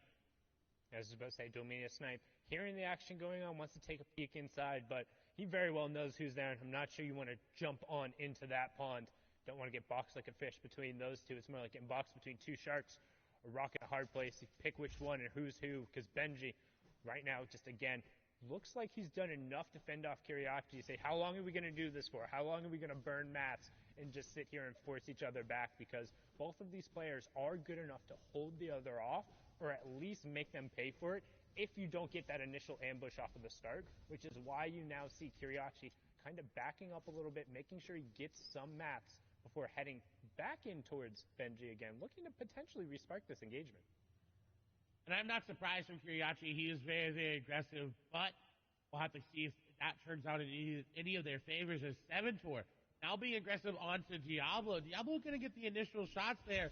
And now Seventor can disengage if they want to, but on the edge of zone, really hard to disengage because you're trying to run away, then you're just going to get shot in the back, and it's just unfortunate there. So box to box, diagonal to diagonal, Diablo and Seventor looking to do a little peanut butter edit, look to get that jump shot there. Seventor looking to get any sort of wall take back, and he does, but Diablo ready for it. The shot comes through, the quick reset there, going to get the tag in favor of Seventor, but still not as much HP there as Diablo. His shots are still coming through. He does pop a mini. Continued back and forth over these peanut butter edits. That's that triangle edit that you see as he goes in. He goes aggressive with that crash pad, but Diablo was ready for it. Did you see how many edits he had, how many space he had in between him and Seventor? He was predicting that perfectly, but Seventor's ready for the edit. He's ready for Diablo popping up, and he said, you know what? I'll bait the heal out, but I'm going to get that elimination. Yeah, and a really good job from Seventor there, baiting Diablo into something that he had owned and then committed him to the fight, caught him with the builds out, and then following up with the tactical shotgun. And it's really fruitful to resolve that fight because there was a player boxed up right on the edge of zone who would have been able to rain shots down. And again, if you are just joining that, there's the format on the right-hand side. You can see first round of placement points coming through, top 75, next one at top 50. Then it's every 10 players to fall until we reach top 25. Then it's every 5 players until you're into the top 3. So definitely want to be making those end games, but also 1 point per each elimination, as Carrot will pick up Phoenix there. Will also get a point, and that's his second of the match. And he may have taken coolest out of his name, but right now he's the coolest of the authority, picking that elimination up. He's been very, very good. He actually, I believe, one of the players that came through the open track of the FNCS Invitationals. That happened a couple months ago, but still maintaining prowess over the authority here. He was here back when it was the agency, so dominant performance from Carrot. He's also got the zone there as well. You see him already building up and refarming. In Misty Meadows, however, Ardent looking to set up an ambush like we've talked about, hiding in this little upgrade room. He can catch anybody waiting to upgrade their loot. He's got a great charge to do it with a legendary at that. And look, somebody is taking the bait. They are coming into the house. The question is, will they open it? He set a trap up perfectly. He set a trap up, but he put a wall. Griff put a wall there. The peppers, the shields, everything being popped there. Ardent, though, not going to be able to spring the trap as Griff was ready for it, and Griff turns the tide.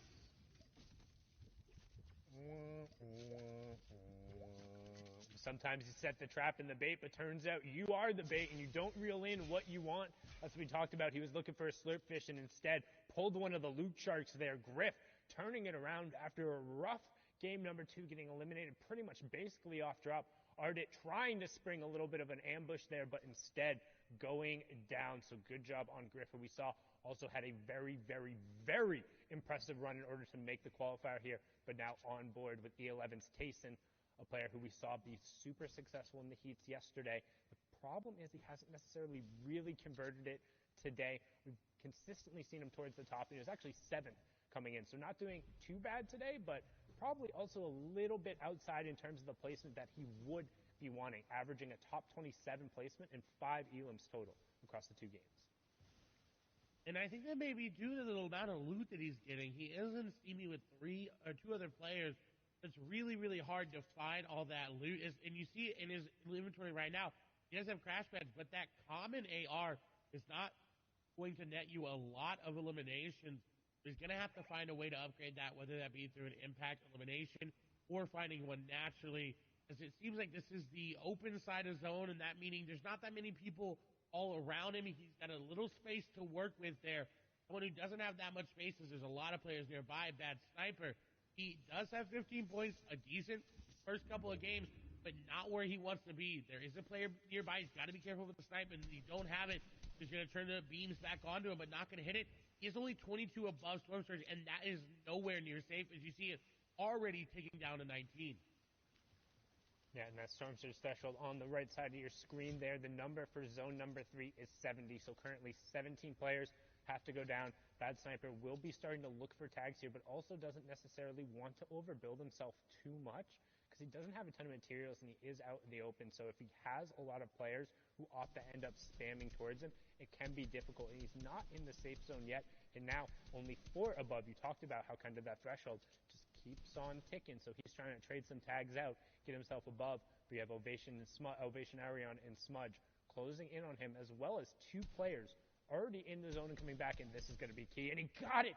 Huge tags and the Elim coming on to Meta Shrimsy. Super unfortunate, using the crash pads desperately trying to get in zone, but even with those tags, only 62 above. And you can tell he's not happy with it. He's already looking to move into zone and set up for another couple tags because he's going to need it. The 62 above just turned to 60 above, and then it's going to turn to 52 above. And you're going to start trickling down that leaderboard as everybody near you looks to get eliminations, but Bad Sniper maybe looking to set up an ambush here onto Kezix. Will be a snipe nearby Skype there, as well as a sniper shot is going to ring there. Not actually going to connect onto anybody, but Snipe looking to be aggressive on his tags. Again, is above Storm Surge, but not by much, as we see Lecce take down Supremacy's limit there. Snipe, though, has a very good position in zone. He can rotate to his right or his northeast there to really make a play on that side of zone. His shots are going to come through. He heard that sniper shot come through, and that player got tagged up by everybody, and Ovation's Arion is going to fall down. To a single shot going through there, and we talk about it, you miss 100% of the shots you don't take, and it's sometimes worth just throwing the AR bullets over, both for Storm Surge tags, but you might get a little bit of that RNG on your side and pick up the elimination. Somebody else did most of the work, the hunting rifle shot coming through, but he'll be the benefactor there as Kinzel now is going to put some pressure here onto Flopper Michael. Again, a number of players still under that Storm Surge tag, so you can expect the passive players to push through. Storm Surge will impact the players who have done the least amount of damage to opponents, but Flopper Michael punishing Kinzel there, who was under that pressure, as 4 more players will need to go down before it turns off. Controller 007 picks up Maestro. Gambit's Moaka also goes down, but you can see Flopper Michael also under pressure here. He was the player who had the brilliant crash pad play yesterday. Can he set up another one here and end up converting, as now we're going to swing on over to Anos, get a nice little replay, see what's going on here. Chaining the crash pads, landing directly on top of the player and catching him over on the side. Sven, what are you doing? Cover your back, man. You can't be doing that on the edge of the zone. But Anas pushing himself further out towards the lead. Don't forget, he was in first place with 28 points, now sitting on 30, courtesy of the elimination and the first placement threshold. Very great play from Anas to realize that he was being ambushed here as well. Very quickly got out of the situation. Now Andy looking to be aggressive and looking to push. The shots are still coming through. Anas continues his dominant solo performance. He plays 16 in the solos Evans CS Invitational and 9th in DreamHack. And he's recently been turning online, in these last couple of months. It's been really great to see him come into someone who could become a legend, especially after being picked up by that organization. With this disengage, though, it nets him a lot. He's able to refarm some of this metal as well if he wanted to hit that fence there. Refarm a lot of this wood as well. Benji picking up an elimination is good for him. But Anas, while he was in a good spot, now he's getting pinched by these players. And I believe he also had a pretty solid performance at DreamHack Anaheim, flying out to that land and making it to the grand final there, but now hopping on board. Another player who was there, Bad Sniper, though, under pressure from Atlantis' Lecce. Trying to get in the box, Bad Sniper disengaging. Does have plenty of shields and floppers if he can make the space, however. Now in the zone, and that's a 2-tick zone that as soon as it passes over and it closes, it's going to go to a 5-tick zone. So Bad Sniper is going to have a lot of the pressure here in terms of having the chug splashes and having the floppers compared to Lecce. Don't know his loadout, but doubt he has as much heals as that, and going to be punished there. Yep, no additional white heals coming out, so the Siphon really beneficial for Bad Sniper there, and he has a relatively clear path to the zone now. You can see on that bottom right-hand corner, only 1 or 2 players who are going to be in his way. And that's always unfortunate, is getting eliminated in zone as you're just trying to rotate through. As Anas doing the same. He's got white heals, but it's only in bandages, and he is popping them this time, but he's got to be careful. This elimination will net him so much. It'll give him loot, and if that player has any white heals as well, it'll be so good. As Andy is staying more healthy than Anas, the zone, once it closes, like you said, 5-tick, and now it goes down. Shots are going through between each other, and Andy's got that flopper. He's going to be able just to outlive Anas here unless Anas makes a play, but no, Anas going down, and that's number 1 out of the game.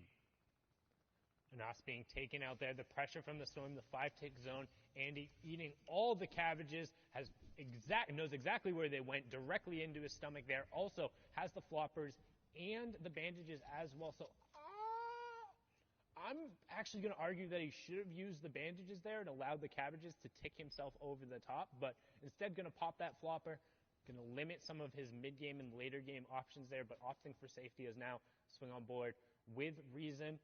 Relatively solid performance, was in 9th coming into this game, currently sitting on 18 points, and has a decent loadout for the end game. However, a long rotation he's going to have to make here, Clay.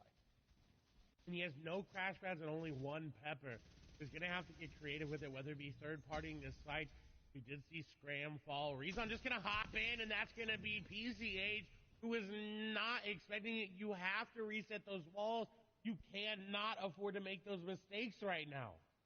This is grand finals in Europe, the most played in region, arguably the most aggressive and most talented region as well. If you are able to convert on elimination, please do everything possible and make sure you're safe. It's all about covering yourself up afterward and allowing yourself to be in a position to continue on in the game, and Reason is so good at capitalizing on others' mistakes. Now notice, built up on the high ground, use those hard materials to make sure he's established and safe, but for Strokey, trying to encroach a little bit on this real estate, and that's the fight you're going to see. Reason opting to drop down and just return to his safety as everyone else is going to rotate into the zone. This is zone number 4, so priority positioning is going to be towards the outside. We're going to be keeping an eye on who ends up going towards high ground and then who is slaying out on that low ground. Easy able to make it here. Another player able to make it into this end game is going to be Savage. And with that off-spawn elimination on the Noah Riley, I'm assuming with that elimination there, Noah Riley went down early. It's got to be Mr. Savage taking him down. But as you see, that is coming through. Nice and pick up there by Savage, but someone trying to capitalize on him. Shots coming through. He's going to pick up a double. Heat's going to go down. Queasy going to go down. The pressure's not done yet. The Crash Pad's coming in. And the Crash Pad master, Mr. Savage, going to be able to pick some up there. And he's ready to fight. He's ready to go aggressive, but someone on top of him, going to be Bad Sniper there, trying to box the box. Steady there as well. Savage really needs to make a play to get out of this. Going up into an old build will get him out for now. And what a phenomenal heads-up play. That's what you do when you get elimination.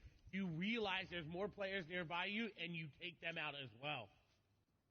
And Exquisite picking up an elim there. I believe that was on the Keelix, but we have our top 50. So Storm Surge turning back off, second placement point going over. And don't forget, this is game number 3. So we're about to be at the midway point. This is a fantastic opportunity with a knockdown for somebody else to unseat him and become that front runner. And we talk so much about momentum and whether or not you can hang on and whether or not you can get running. And Froggy, a player who thrives on momentum, finding a key elim there on the backside of the zone, using the launch pad, and then getting in on the priority. Half in, half out, now closing in. After this, it will be all moving zones. So it's all about making sure you're safe, finding rotations, figuring out whether or not you're able to get to that next zone, and then trying to punish players around you who aren't doing it as good as you.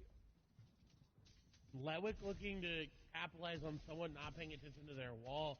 You see inside the cone, just sitting there waiting. He could crash pad in. We've seen it before. We saw it go against Benji. There's Hidden. He's going to fall as well. Hidden goes down. What a big elimination there. Another player near the top of the leaderboard going down. Sapphic falling as well. Lewick is dropping down, though. He knows there's players riding below him, but he wants a piece of the action because he's only got 53 builds. He definitely needs to find something. His ammo lacking as well. 5 shots with that charged shotgun is going to go through in an instant in this endgame, so he has to pick up an elimination. He also does not have priority on rotation as it's pulling away from him. Poor crash pads in his inventory will allow him to rotate, but not as effectively as some of these other players, and he set this trap. He's waiting for this player to just make the wrong edit and go out, but I doubt that they're going to fall for it. Well, he's waiting. He does have priority on the zone. There's a player right next to his box. I wasn't sure if that player was on the cone. He finds the 83 tag and then follows up right away. ADN going down in 41st, misses the placement point, so a huge pick going right there. Mr. Savage still in the lobby as well. We're into the moving circles. That's the late game. You're going to start seeing players burning utility, using all their builds, just trying to get to that next safe zone and avoid fire from their opponents. But you also have to watch out for those sharks and those aggressive players, the playmakers, and the ones who are going to be the ones driving the action as we're on board here with Dual Media Snipe currently below the threshold for the Storm Surge, but that should turn off shortly here. Only 7 players need to fall. Dual Media Snipe will add into it right now, pushing himself above by taking out Griff and potentially finding a nice little upgrade there in terms of his. Yep, he will. He will get the legendary shotgun in there as well. And we're closing in on top 30 as 7-Tor picks up Nate. And with Snipe's inventory, he had 7 crash pads. This is what you want in this meta. You want to have as many crash pads as you can. As bad Sniper is going to be caught trying to take a shield. Bongo's in this game. X-Weeze is in this game. Lewick is in this game as well. We have yet to see Savage go down. Flo is in this game here. Rifla as well. 2 eliminations, 79 builds. We'll see if he's going to be able to get any more. Deceptos is also still up. We saw him there on the wide. That was the player who was in 3rd. He should be able to push up as every 5 players will be a placement point. Reason gets ticked over by Frenzy Fishy. Orange takes out Cartoon. 7-Tor gets Sebi, closing in on top 20. That's another point going over as now Rifla looking to add his name to that list of the Become Legends players pushing their way up the leaderboard. But Deceptos picks up Wanloss and Savage picks up Z Andy. So still a who's who of top players left, but that's everyone in the lobby. As Thomas HC gets another one. Mongrel picks up an Elam and Rifla ends Mr. X's run. Skype also getting Orange. 2 more players will need to drop before we close in on that top 10 as 7-Tor also gets Mongrel. But the question is, who's on the high ground and is there caddy loot? And right as I say that, Thomas HD with that mythic shockwave launcher. Can we make it? 3 out of 3. Rifla though, bottom right hand corner of your screen. Dual Media Snipe, top right hand. 5 Elams for Snipe, 3 for Rifla. Thomas on the high ground and the wide on your left. And Thomas using it so well, but Rifla is doing just as well as he's being aggressive there on to players of leave. That's going to be a squeeze in the box as he is going to get the elimination there. Thomas may have the high ground right now, but Rifla is putting on a show. Snipe as well, 5 eliminations. Ludwig going to get taken down there by Vadil. I'm going to take down another one as they're going up the mountain. He's reloading that shotgun because he's going to need it as crash pads going through. 6 eliminations there for him, 4 for Rifla in the bottom right. Thomas still on the high ground. We're going up a mountain. Keen needs to get up.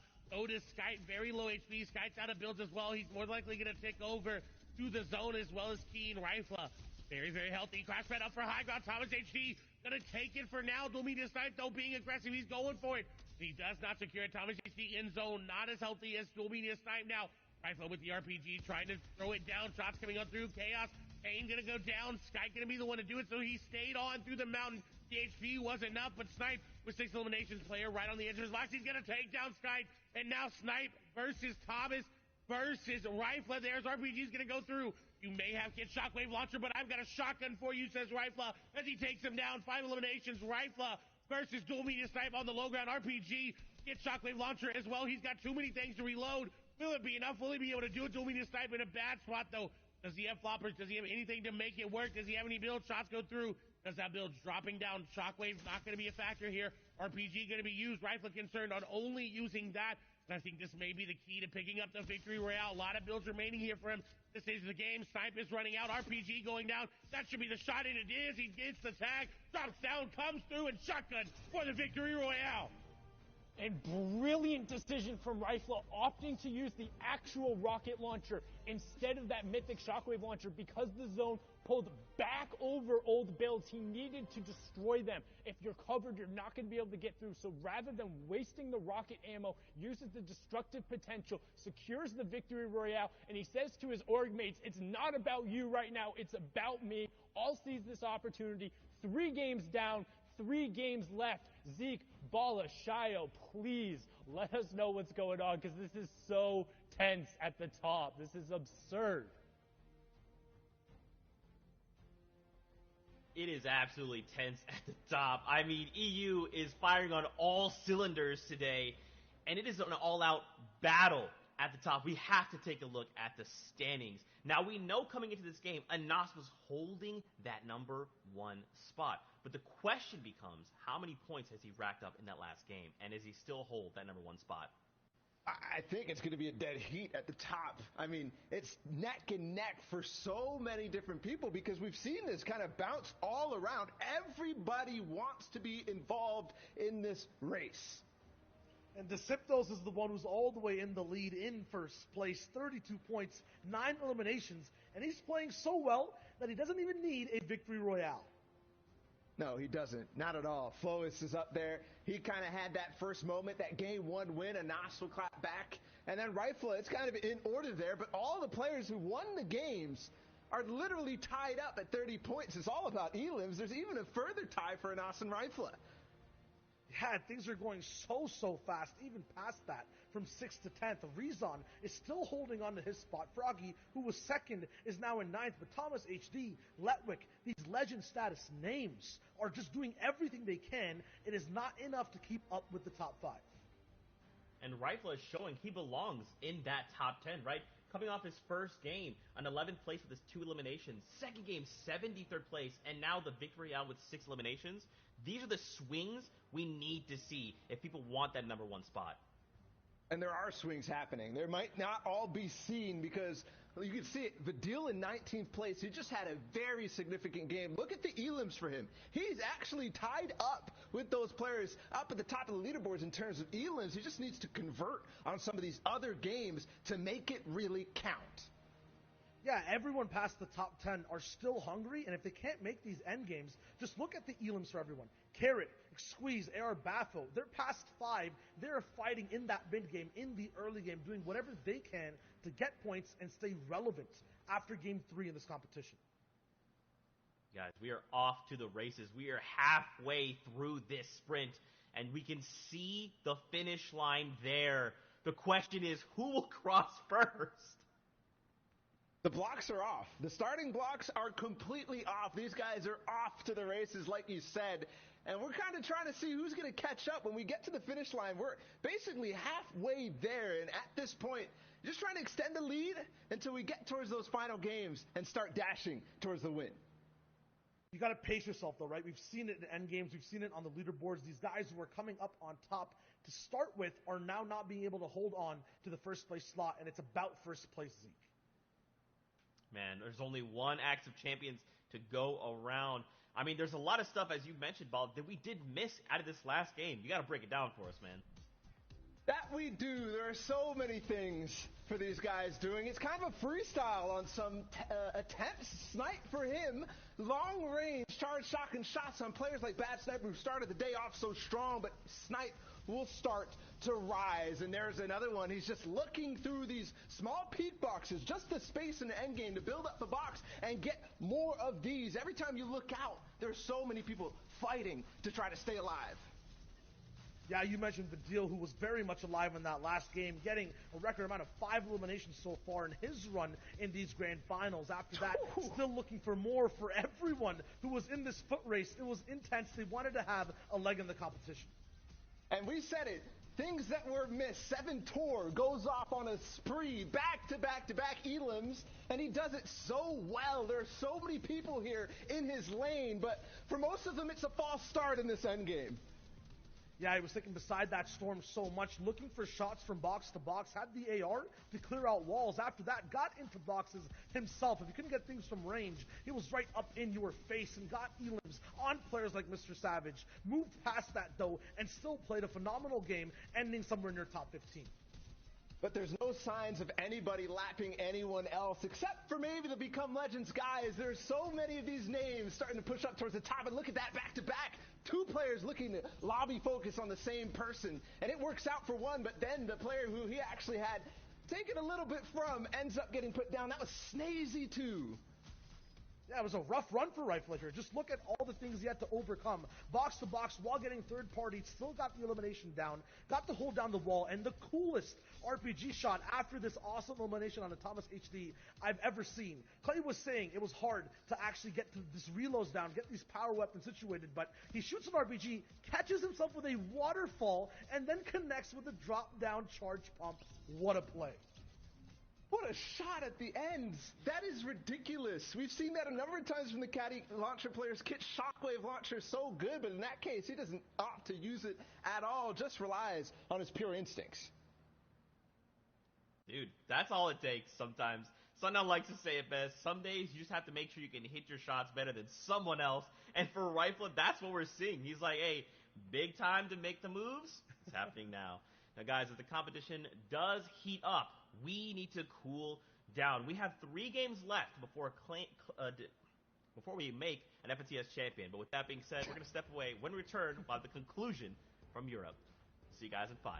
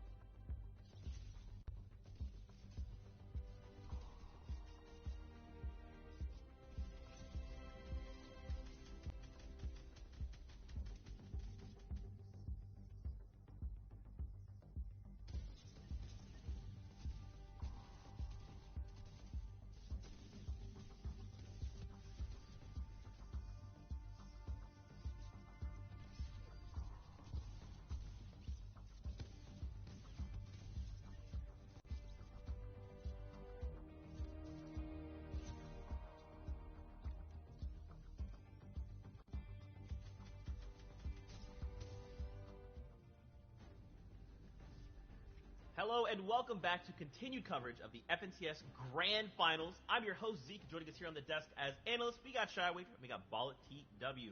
Gentlemen, we are halfway through the leg of this race, and these last 3 games are going to dictate who walks away as an FNCS champion. We're just going to get back into it because we have games on deck, so we're sending it back over to our casters, Sundown and Clay Sailing, to get us into the action. Take it away, boys. Thank you so much, Zeke, Shio, and Bala, and welcome back, everyone. This is game number 4 of the EU FNCS Finals. 3 games have been down, and we're also jumping a little bit into this one so we can stay up to date. Clay, what do you think of the action so far? It has been tense, and it is going to be a nail-biter coming into this game. As we saw, the top is only separated by a few points, and there was a 3-way tie there. The third, of course, it all breaks down based on tiebreakers, but our Victory Royale winners are in 2nd, 3rd, and 4th. As Deceptos is in 1st with no Victory Royales. We're hopping on board here first, though, with Thomas HD. He was able to get Shockwave Launcher and that Mythic Charge Shotgun in the inventory. Will he go aggressive in the mid-game, though, however, is the question. And that's what he's looking for right now. We talked about just how valuable that mythic loot is coming out of Caddy. He also has all of the excess shields and the guaranteed launch pad that comes from the vault, but you still have to execute on the rotation because while it is super valuable, everyone and their mother and their grandmother and probably their 3rd and 2nd cousins and that one person you talked to in 3rd grade the one time as you were at the water fountain, they all want this mythic loot. It is so strong, particularly in solos when it comes to maintaining high ground control in the end game, which allows you to convert at a much higher percentage at actually closing out the game. And Thomas is no stranger to doing that. We've seen him do it before many, many times, but today, winless on the day. There's still 3 more games for him to get this win, but getting tagged up in this early portion of the game is hard for you and for your loot because you have to invest time, you have to invest mats and those shields to use it there. As we see Kiriachi going to fall there in the feed. Thomas has to be careful about going for shots like that. Standing still is never okay in Fortnite because it will always get you tagged up. He was luckily able to avoid it. And Thomas HD knows all about that, known for being one of the best and most accurate players in Europe, particularly with those hunting rifles and sniper rifles, and able to punish the players looking to throw those shots in there and to rack up damage for Storm Surge. That's what we talk about when it's all about the tags going through there. But now we're going to take a look at a quick little replay here there as Flois will be able to pick up an elim as he's going through here, but then I believe he fell right after that. And landing in a different spot than he was normally, as he does end up falling to Esty. He, in the gas station, has been changing up loot spots every single game today, and it doesn't seem to be working out after his great performance in that first game. And Wolfie is actually also going down to himself there, which to me indicates he probably might have tried to RPG too close there. Wasn't a storm signal going off, so he will be taken out, and we saw him go down early last game as well. Rifle actually going to yoink that elimination away there. As you can see, Thomas trying to close in, get as much pressure here. Rifle did close out that last game, so getting another elimination there. Really good job on Thomas, using that shockwave horizontally, closing the distance onto passive, and give him a little donkey laughing and take the L. If you're in Party Royale Island right now, you got that combo? Can you hit that combo real quick? Give him the donkey laugh into the L with a quick little dab, and then back into the L. Show him what you got. Show Thomas HD some love, because that was a well-executed play there. He's going to look to continue to roll with that loot into the finals. And while Thomas is dancing, Mongrel falls on the other side of the map as well. So they're definitely needing to change it around. And this is something that's unique to see, is that the players near the top are not stopping. They are not stopping their aggression because they are near the top. They want to keep pushing the pedal. They realize how close it is. They say, you know what? If you're going to catch me, you need to go just as aggressive as I am, if not better. As Deceptos is looking for a snipe, almost hits it, and he barely even saw that player. Would have been one to definitely put in the montage and the highlight reel. He's got to be careful. There's a player nearby, and he needed those tags because he is below Storm Surge. 24 below, 27 below, so it's going to continue to drop. You can see 77 players left. Once the storm does close in, that Storm Surge will come into play. Don't forget that is 25 damage every 10 seconds. And with only the 3 minis, that's very rapidly going to pick through. But he should have an opportunity here. There's multiple players rotating in front of him. Still 5 below after that 32 tag, so not quite enough, but might have a nice little ambush opportunity, especially with those 3 crash pads here. However, he needs to be careful as there's 2 players here, and I think one of the players has to be below Storm Surge because they're in the zone and still pressing really aggressively. And a nice heads-up tag there by Deceptos to get another tag for that Storm Surge. He's hopping the box. He's done with it. He says, you know what? I don't want to wait anymore. I want that tag. And with that elimination, he secures himself a placement point as well as the elim point going into that top 75 placement threshold. Yeah, and a good job. So huge impact elimination there. We talk about tags, which is when you're just trying to land shots for some damage, not necessarily looking to convert, but a massive conversion, which ends up being 2 points because the placement swing puts him well above the Storm Surge threshold. So their number 1 place, not going to be threatened by that, going to get a relatively easy transition into the mid game after getting the resources from that elimination. But now on board with Boffo here, slightly off of the top 15 pace in terms of 20 points, but more than capable of picking himself back up, and he is well above that Storm Surge threshold now. And oh my lord, the legendary pistol going to work. Ovations Arion going down there, and we've talked about just how strong that weapon can be and why these competitive and top players are opting to pick it up. It's because in the most recent season, all of those assault rifles have had their headshot multipliers change to be 1.5.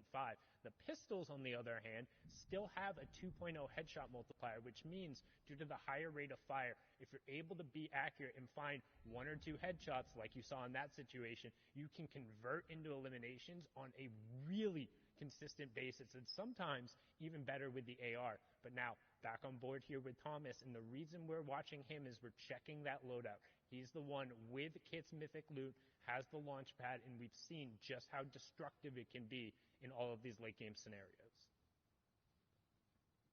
And Thomas has been mastering it so far, but he does get tagged up again. This is not good for Thomas. He's got the Shockwave launcher. He's got a lot of builds, but he's running out of heals as he's going to get a nice beam, and we'll see him Shockwave here momentarily. No, decides not to, as Carrot seems like he ran out of mats or was just in a bad situation, and Thomas capitalized yet again. And we've seen this in the first game. We saw him get mid-game elims. But this is the first time he's been able to actually get an elim and get the loot that comes with it. So that's going to be really good and really scary for these competitors. Because if he's able to pick up any minis or floppers there, he's in a good spot. Someone, however, not in a good spot is Ardent, as Hin takes him down very, very low. Ardent's going to have to make a play, but there's no play to be made there from him. And the storm was on his back, forcing him to rotate through.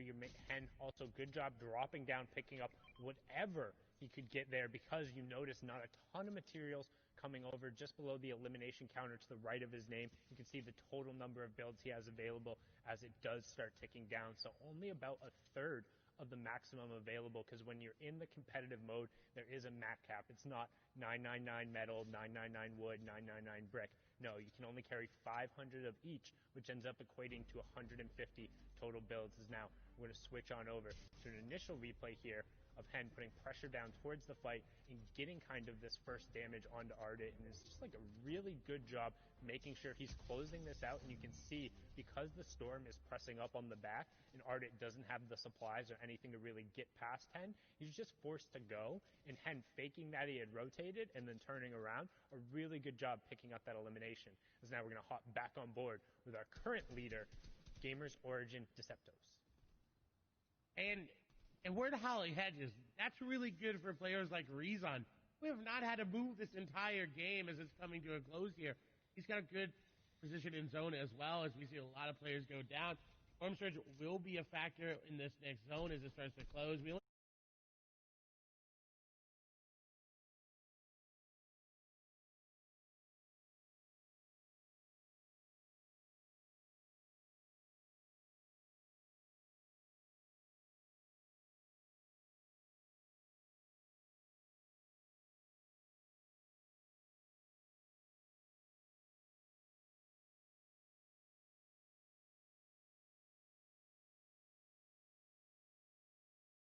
or he can increase. That's where he wants to be, and he's actually following the path of Rezon right now.